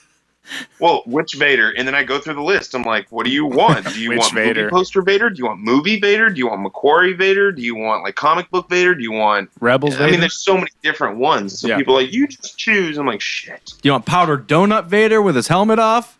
What the fuck? Yeah, that's what I'm talking about. It's the funny ones. It's the funny ones. Yeah. No, that's what you said is awesome, and that explains the fandom of every universe, and especially Star Wars. There's things that stick with you that you saw at a particular age when you were young, at a particular time that no one else gives a shit about, but you just are obsessed over. What's like music? Like certain you'll be listening to a certain album at a certain time in your life, and everyone fucking hates it. But when you hear that one song, Forever, you're like, that album is like the best shit I've ever yeah, heard. Yeah. Yeah, it's really cool. That's a cool thing about being a fan of something, especially as huge as Star Wars. It's like everyone, I would say half the people that have only seen the movies hate Boba Fett. And half the people that don't give a shit, they're just like, Boba Fett's, he's a bounty hunter. He's awesome. Guaranteed. Doesn't matter that he falls into the fucking Sarlacc pit from a blind guy with the staff on accident. He's awesome. He survived. We know he survived. He gets hit with that canoe We'll find paddle. out soon. Yeah, canoe paddle. Where'd they find a canoe paddle in the fucking desert? kayaking through the sand? Fucking. I can see a lot better now. It's funny because we always talk about the biggest fans shit on it the most, but we do it because we love it. It's the most fun. Fucking C3PO. Yeah, man. I mean, that's what we get to do because we love it. I mean, we know the sides and outs, so we're allowed to critique, but we critique out of love and sometimes frustration. But that's what I love about my job is like, Star Wars. It's only one story, and a lot of things have been done 1,000 times. But like, the way I look at it is with youthful eyes, man. Like, I grew up with all the inside jokes and all the funny things, and so whenever I try to put an idea to paper, it's easy to think of smart ass ideas because like, that you love these characters and their whole background. So like when you draw something or create something, you're doing it out of love. So I mean, like to get those different things and to be able to create something unique every single time is really fun. And to get to do something that I love about a subject that I'm so like dear to. I mean, it's awesome, man. And like these people come in with their own stories, and like I don't do it as much now, but I used to play an episode of Star Wars every time we do a Star Wars tattoo, and I mean, they'd eat that up. I mean, we loved it. It was awesome. Like getting Vader while you're watching Vader force choke somebody. Nice. Yeah, I think that's the special thing about Star Wars is that it's such an expansive universe now that you can pick one character out of every scene, and there's probably something about him. Everyone takes something there's a different. name, Yeah. there's a species, there's a planet, there's a war, there's something behind it. Yep. But then you can come in, you could be 5 years old and get into it. Or you can be 55 years old and still enjoy it because there's something that you can relate to. And that's the awesome thing about Star Wars as it even gets bigger nowadays. Yep. It's just... Well, I still run across people that haven't seen it, which, it breaks my heart. But at the same time, it's like, cool, stay away from it. It's still mine. Like, what I mean? I don't know, man. It's weird because I want everybody to be exposed to it. But it's like one of those things where I feel like if you didn't grow up with it, or if you didn't catch it at the right age, you're not going to be into it. And you're not going to feel it as much as everybody else. Like, I'm just as much into Indiana Jones as I am Star Wars. I mean, I just love those series. I mean, I've always loved archaeology and all that stuff, and like just adventure. So that kind of, went with it. And then Star Wars, I mean, it just completed so much of the sci-fi element of it. It was just awesome. And I feel like if people can relate to that, then, we'll just have more fun with it. Throwing shit. He's so excited. so He's throwing shit around. So we're going to be winding this down. Before Yes. we exit, put the movies in order. Your favorite. Yeah, so you've heard us do it before. So favorite to least favorite. 5, 7, 6, 4. It changes every day, just like you guys. Shit. 5, 7, literally 6, every 4. day. Or I'd have to say 3, 2, 1. I guess. Man. 5, 7, 6, 4. 3, 2, 1. Interesting. Am I the only one that's putting 2 last? I put 2 last. Okay. Yeah, I just can't. It's... And it changes. I try to say so many things because If I could just admit the first, the prequels, man, that's the hardest part. Because 3, I loved seeing that transition. I loved seeing that anger. I loved seeing the Obi-Wan, Anakin, like, you are the one. You were supposed to be the one. But you chopped off my legs, fool. That shit hurted. That was amazing to watch, but that was my favorite one. The other ones can just piss off. I mean, they were good just to get the story through, but they were kind of hard to get through, the acting and everything like that. The story itself, I think, was a little weak. I'm but so constantly conflicted. they introduced so much new stuff in the prequels. I New just watched- planets and species. Problem, though, is because they were just diarrhea of information, and it's like we're having to catch all this and then process it, but at the same time we're having to watch this little kid stumble through his lines. It's kind of rough, But again, like, it was cool seeing some of the things brought back, because you're like, this is Tatooine, this is everything that we want to see back, but then you have to listen to a bitchy kid. Well, that's kind of why I like So torn. 7, because that's why I liked and disliked. It's a love-hate thing about them introducing fucking centipedes in Maz's bar, and it was just like, get the fuck off the screen. But then again, it makes sense because it's a whole goddamn galaxy. It doesn't have to make sense because they're pulled from some planet that you never heard of. It makes sense Well, because it doesn't have to make sense. Cantina were throwbacks to the original Cantina scene, so like I understood a lot of those characters being brought back. Like the Wolfmen, those were specifically brought back because they were like, what the fuck was that in the original movie? And they're like, well, we're keeping them, Right? So I liked that a lot. Oh, wait, y'all already talked about it. Never mind. Unkar Pluck, or Portions. Portions. Yeah, when he got his arm ripped off by Chewbacca, that was in the book as well. What? Like, there was a...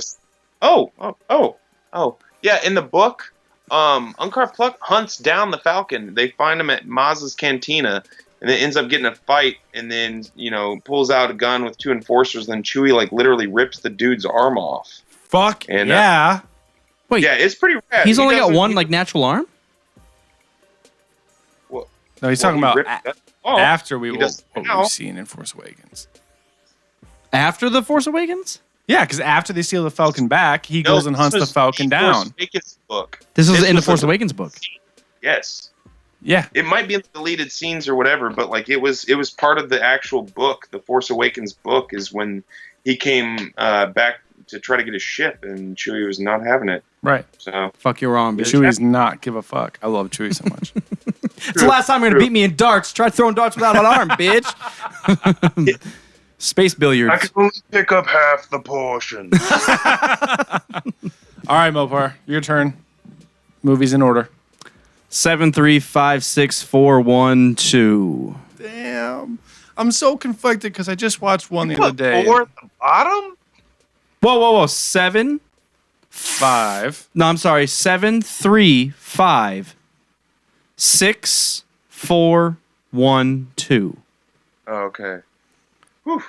I'm not a big fan of 4. Like I said, it's extremely important. It's setting stuff up, but it's got to be down there. And 2 is, I just can't do 2 a lot. That's rough. Yeah, I understand. I like 1 a lot because there's Maul.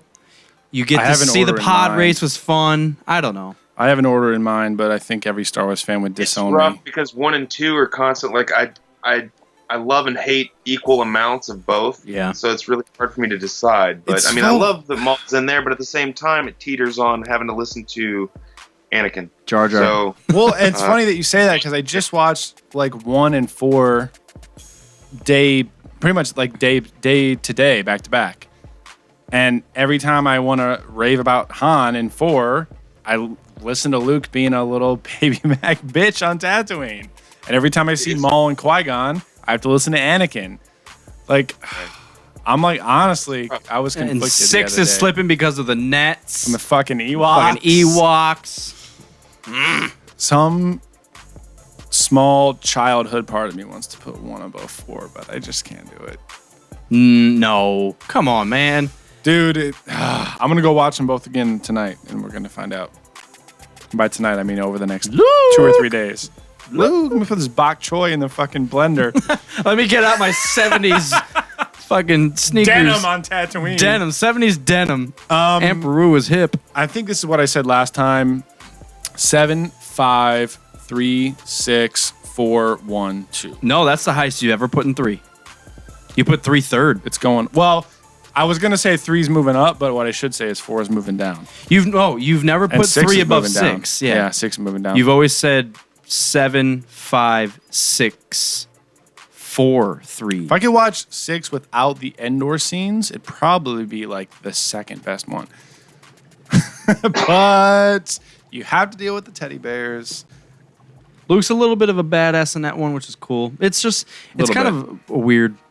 I don't know. I like it. So I yeah. liked it because when I saw it, I was a kid, man. I ate it up. As I got older, it's harder to watch, obviously. But man, that nostalgia's there, and just seeing that scene, like all the scenes shit. Did you ever see the MythBusters where they actually like had 2 giant redwoods and they crushed like a van trying to see if it had the same thing as the movies? I believe so. They had to like really crank it back, but the trees were so damn heavy that they couldn't really hold the stand. The stands couldn't really hold the trees to do it accurately. But yeah, it could fuck some shit up. But they were like, I don't see how these tiny little teddy bears can be pulling these strings. They ain't got enough weight. Yeah. What you just said is that the nostalgia is it's such a big factor. I quit. I forgot. They fucking rotisserie Han Solo. I quit. What? They have fucking triggered. Luke Skywalker tied up like a fucking chicken. That's why I just almost put 1 above 4 or above 6 because they're about to be cooked for a meal. The Grand Master, the strongest Jedi ever, is about to be cooked for breakfast. You didn't know he was still like an apprentice kind of thing. I think You will. I think there's a really important thing to what you said is that the nostalgia factor is huge.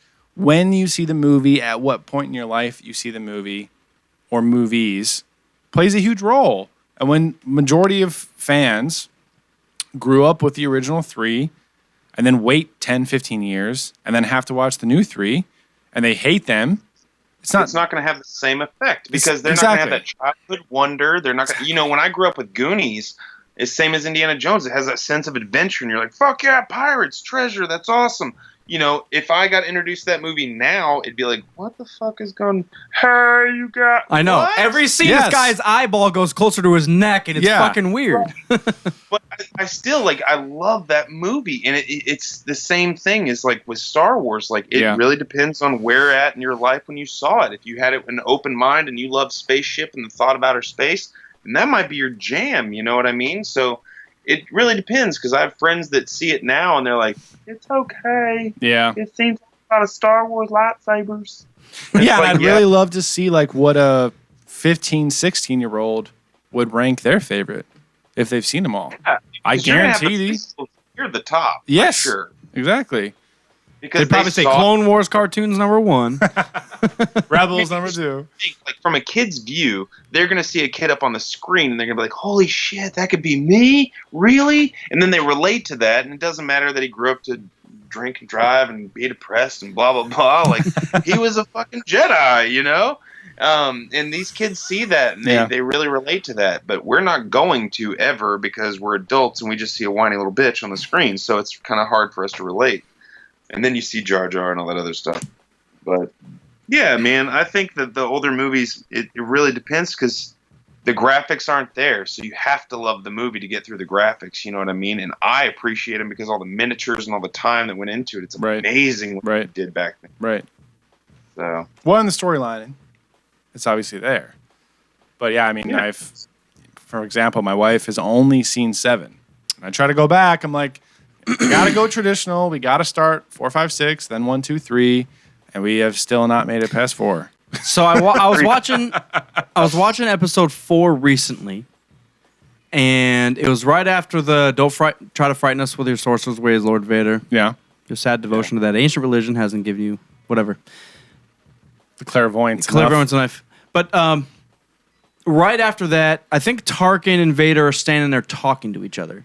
And the edit was so incredibly bad. And it was clearly voiced over because Vader, right at the end of the scene, motions up when he's not talking and points at him. It's like, we need to go get him. Then we should leave now. I'm like, oh my God, shut it off. I can't watch. But it's, yeah, there's stuff like that But if I'm going to there's- sit there and pick at But it. if you love Star Wars, there's a love for stupid shit like that. Because you know it was made in 77 when everyone hated sci-fi. Hold on. No one wanted to fund the movie. Like, he barely got that fucking movie made in the first place. Yeah. So there's kind of like a love for like, it was made. It was pretty amazing. So I mean, think like, we missed I everything that appreciate you said. the work that they did in the movie. I mean, regardless if they recycled costumes from other movies or Yes. you know, all the props and stuff, Yes. it was still done right, and it was done with love, and it was done with a really big story in Exactly. mind. And I that it turned out how it should have. Yeah. And I think that's got the following it does. No, Exactly. I get that. And the reason I still love it is because I understand that. Of But course. kids growing up nowadays that are It'll be a little bit rough. Yeah, well, yeah. If they saw Civil War, Marvel Civil War, And then that's go fucking watch A amazing. New Then try to go Hope. watch 77 New Hope. They're like, whoa, terrible. Right. It's going to be a graphic downgrade, just like my kids today. They can't see anything. They get so bored with 2D animation. I'll try to introduce Sword in the Stone or Robin Hood, all those Disney classics, and they're like, this don't look real. Can y'all just put on some, like, you know, Where's the lightsaber? Big Hero 6 or something, like something that the animation has stepped up so much. That's why I feel like, you know, if we were introduced to Star Wars nowadays and the graphics were up to par, we'd still think it's just as badass as we did back then, I think. I mean, it's just right time, right place. I mean, we've advanced so fast. I mean, it's hard to keep up. But, I mean, the movies, we see all these huge things. Like, you know, I watched Civil War and I saw these massive battles, but it was just like kind of a yawn fest because it's like, oh, these are all the tricks you've done in all your other movies. But then with Star Wars, you have a giant galaxy to pull from and all these other things that you haven't been introduced. So it's exciting. I'm excited. It's funny that you mentioned that. I just watched Civil War for the second time. I loved it in theaters. And the second time I watched it through, what you just said, it was like, It's the you're same. all doing this same thing. Now there's just more of you doing that same Right. thing. Well, And that's- the airport scene, like, I imagined it being like every comic book cover you've ever seen with like tons and tons of like all these characters and shit just battling each other. And then they do this airport scene. And it's like 4 or 5 people on each side kind of jogging fast and slow at each other, kind of not wanting to fight, but going to have to fight slowly. Oh, they finally battle. I mean, it was cool. It was an epic scene, don't get me wrong, and I love Spider-Man and Black Panther and all that stuff. That was really well done, I think. Yep. But you know what I mean? Like, it wasn't as dramatic or intense as every single comic book battle we've ever, like... I mentioned that because I read the Civil War comic right before I saw it, and there was a glaring difference with the amount of battle and the amount of characters in it. Yeah. And there's like main characters in the comics that die during that movie or that event. No one fucking dies. They should. I'm excited for the Planet Hulk movie, though. I'm excited for that. That was the whole point, that he shifted off into the spaceship at the end of the last movie. They're going to be doing like a mix of like 2 different stories, like Planet Hulk and the other one where he gets angry. Wait, what? Oh, yeah. When he jumps in that Jedi Starfighter at the end, and he takes off. Right. Yeah. Yeah. But yeah, that's why he wasn't in that movie, is because he's about to do the whole Planet Hulk thing. He's doing that whole self-exclusion thing, but then he's like, I'm king of my planet. So. And I think that's probably part of how they're going to tie everything into Guardians. Yeah. Or I should say tie Guardians into everything else. Because everything's on Earth except for Guardians of the Galaxy. I'm such a huge fan of that movie. Like, Guardians instantly. is so good. But it's crazy because I went back to try to find older comics of it just to kind of get, caught up. And it was kind of hard because there was 2 different lines. There was it's totally different. ancient Guardians of the Galaxy and like newer, kind of up-to-date, kind of what the movie was based off, but loosely. Well, what our buddy Dimma explained to us is Guardians of the Galaxy is not specific as to the characters itself. It's more of a collection of a variety of different superheroes that come together for a particular cause. So there's been like 2 different iterations of it. And now with the movie, I think Star-Lord has been in A couple of them. At least one, if not both of them. So he's kind of a constant. But all these other new characters are like different random Marvel people that they've taken and they put into this movie. And now, I mean, people love Groot is obviously a fan favorite. I love Groot. Yeah, it was great. It was such a breath of, it's like Deadpool. Like, it was just such a breath of fresh air. I mean, it was just well done, and it was funny, and it was fun. Yep. So I'm excited for that one, for sure. I mean, they've got a lot of movies coming out soon that are going to be worth the wait, So I'm excited. I mean, we have Star Wars, but we also have, like, some, if done right, and we're not overdone with it, these Marvel movies will kick ass. Well, it's finally getting to the DC's point. Finally up to par. Well, DC, I think, is doing their own thing. They need to find a story and stick to it, and like not, Marvel has had time to spread out each character and give them a whole fucking subgenre category. You have 12 Iron Man movies and Thor movies, so they need to catch up. So they're trying to rush the story. I mean, granted, we all know, and that's another thing that pisses me off about Batman vs Superman, or Justice League. We all know how Batman's story. We don't need it rehashed every single time he's mentioned in a movie. I mean, it's kind of a bummer, So they need to like move on. Yeah, it's funny how they took the time to revisit Batman's origin, but made Suicide Squad and rushed through everything, and threw 8 people into one movie. It was hard to watch. I'm looking forward to seeing the extended cut of it though, because I feel like a ton of it was cut out. Oh yeah. I don't care about Jared Leto's piece, but like the way they crafted it, like I was really looking forward to Jared Leto's Joker, but the way they crafted it was like, hey, I'm gonna go get my girl. She's trying to help these good guys, so I'm gonna go save her because I want her back. That's it. Like, he's just trying to get his girl back. Yeah. That's what you're telling me. Like, sorry for the spoiler, but like that's the whole time he's in the movie is like, I want my Harley back. Right. That's it. And she's just having fun beating ass. You know what I mean? Exactly. So, yeah. Apparently the execs fucked that one up. They were just worried about it, and they called for reshoots or recuts, and it just went to hell. Ton of extra scenes and stuff, but they were only cut it down to like 10, 15 minutes. Yeah. I'm excited for the future of DC though, and I think Marvel has been kind of rehashing. They've had all these characters. They now they're starting to mix them, and then there was Civil War where it was just one big fuck mix of the same old characters. But now we're looking at the future. We're like Doctor Strange. Now it's just like, oh shit, I don't know anything about him, so I'm excited for that. But I think DC has to go their own route as far as They did Batman vs Superman. They made it the way they needed to, and they did little things in it to create a lot of history that's still kind of unknown. Where they did that the Flashpoint paradox thing, Right. where he does that little thing, and then they do the dark side futuristic apocalyptic Batman. Right. So they have planted the seeds that they have can the kind Robin of suit grow in there. off. Yeah. Yeah. So it's all those little things that maybe the whole movie in its entirety that people might not like, but they have a lot of ways that they can go that'll just build on these characters that everyone already likes. And I agree with that, and I'm excited for what they're going to put out. I just think exactly what Spark said is that I feel like they're now trying to catch up, and they're doing it a lot quicker. They have to. They don't have time. I mean, I guess, but if you're true, if you want to do the DC thing correct, Yeah. I mean, dude, honestly, look, like I'm not a big Aquaman fan, but like they make him look interesting. Yeah. I'm interested in his story. Same thing with Wonder Woman. Splashed into a movie for 2 seconds. I would like a standalone. Right. Make some time for standalones. Do the story right, because if you rush it, then you're only selling yourself short, and you're only doing disgrace to the story. Yeah. Because if the story's not told right, then it's just going to come off as rushed, and everybody's going to see that. So I think that was mean, a lot of complaints about Suicide Squad. It's like it would have been cool to have a Harley and at least Harley and like a Deadshot thing before. Well, it's weird that people say so. Like DC stuff's rushed, but Batman vs Superman was 3 hours long. It means in terms of their overall timeline. I get it though, because in Batman vs Superman they go all the way through everything, get through Doomsday. You have So it's Superman rushed. with her, and then Doomsday. I mean, they're trying to cram so much in there that Right. you're just like, I need to breathe and focus on one story, not 3. And that seems to be the theme: is they're cramming 3 stories into one movie, and you're trying to catch up with it. Yeah. And it kind of gets lost in translation. I mean, yeah, you can keep up with it for a little bit, but if everybody's complaining about consistency and storyline, then I mean, slow it down a little bit. Now, I'm not a big fan of Doomsday, and the one plus and bonus that I like that they shoved him in there is the fact that they got him out of the way as well. Right.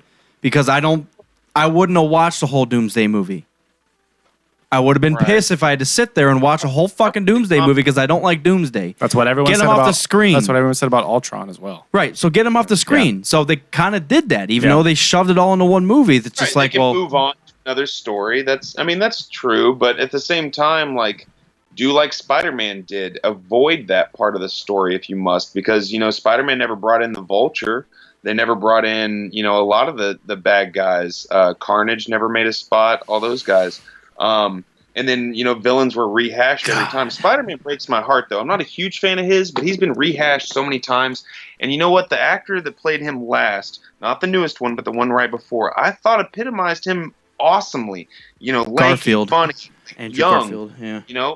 I thought he was good. The new kid, he's okay. He's young. But for some reason, I felt more of the. Yeah, he's more of definitely a kid. Like I don't know if it's I'm getting older or what, but he looks like he's fucking 13 years old. So like the other Spider-Man at least was a convincing college student. So I mean that kind of went with it, and just the overall look of him in a suit.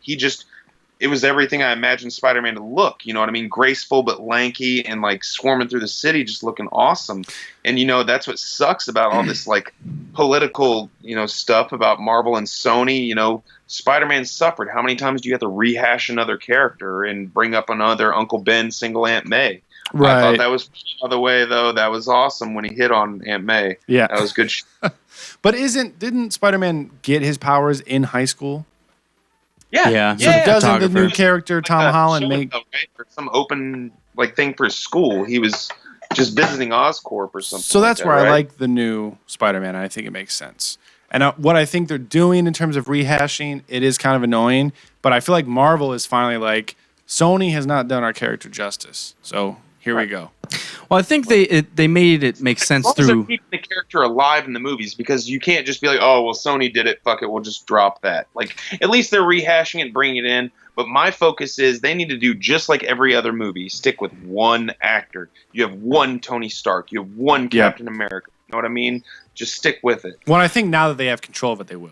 Well, I think they did well Well, with the I feel Spider-Man about thing, though. There was just an agreement made. I don't know if there was like any finalized deals. I think that Sony just kind of loosened their grip a little bit that's to probably allow true. them to have it.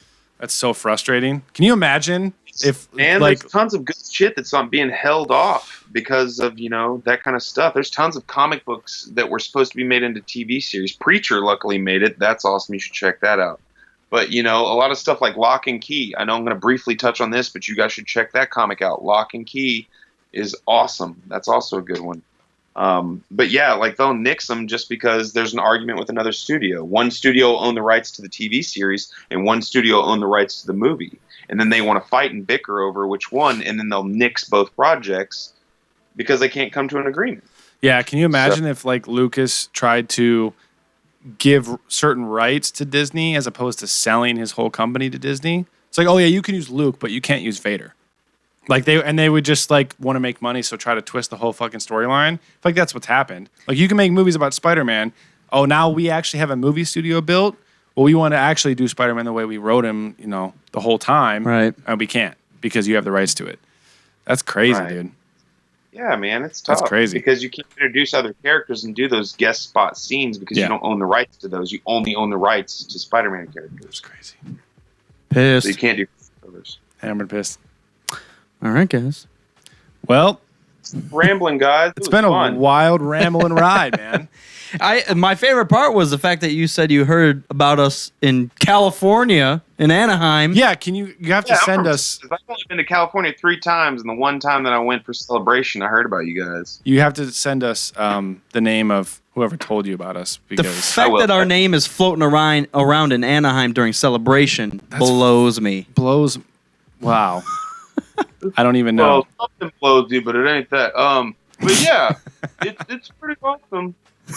You guys, just listen to you guys over the time. I mean, it's been fun, man. Y'all have relieved many of long car rides for sure. It's good to hear. It's good times. I'm glad to finally be on the show. Oh, absolutely, man. A long time ago, but yeah, man. Someone with a personality, you're hired. You're in. So I mean, honestly, as long as we could bicker all day about the stupidest stuff, but as long as you're going to stand your ground and say what you want to say. Well, this is the longest episode we've recorded in a few months. Early on, we used to go 3 hours or more. We've been down to about an hour 15. We didn't even touch on Rancho Obi-Wan, and that's a whole other heaven. Yeah. So we didn't touch on any of that stuff. But you're obviously... Yeah, dude, I'm going to do this shit all day. You're obviously welcome back on. Whenever, so this was... part 1 of multiple sagas. Of Sparks over here, episode 1. Sparks on the Squadron. So we do want to thank Chris Sparks for tuning in, being with us. Like I said, tuning in. Well, yeah. His voice is in. He's guesting. Sparks, go ahead and tell all of our listeners where they can find you. Obviously, we talked about your Star Wars tattoo artist. You are in Austin. Just give your shit out. Make sure everybody can spot you online.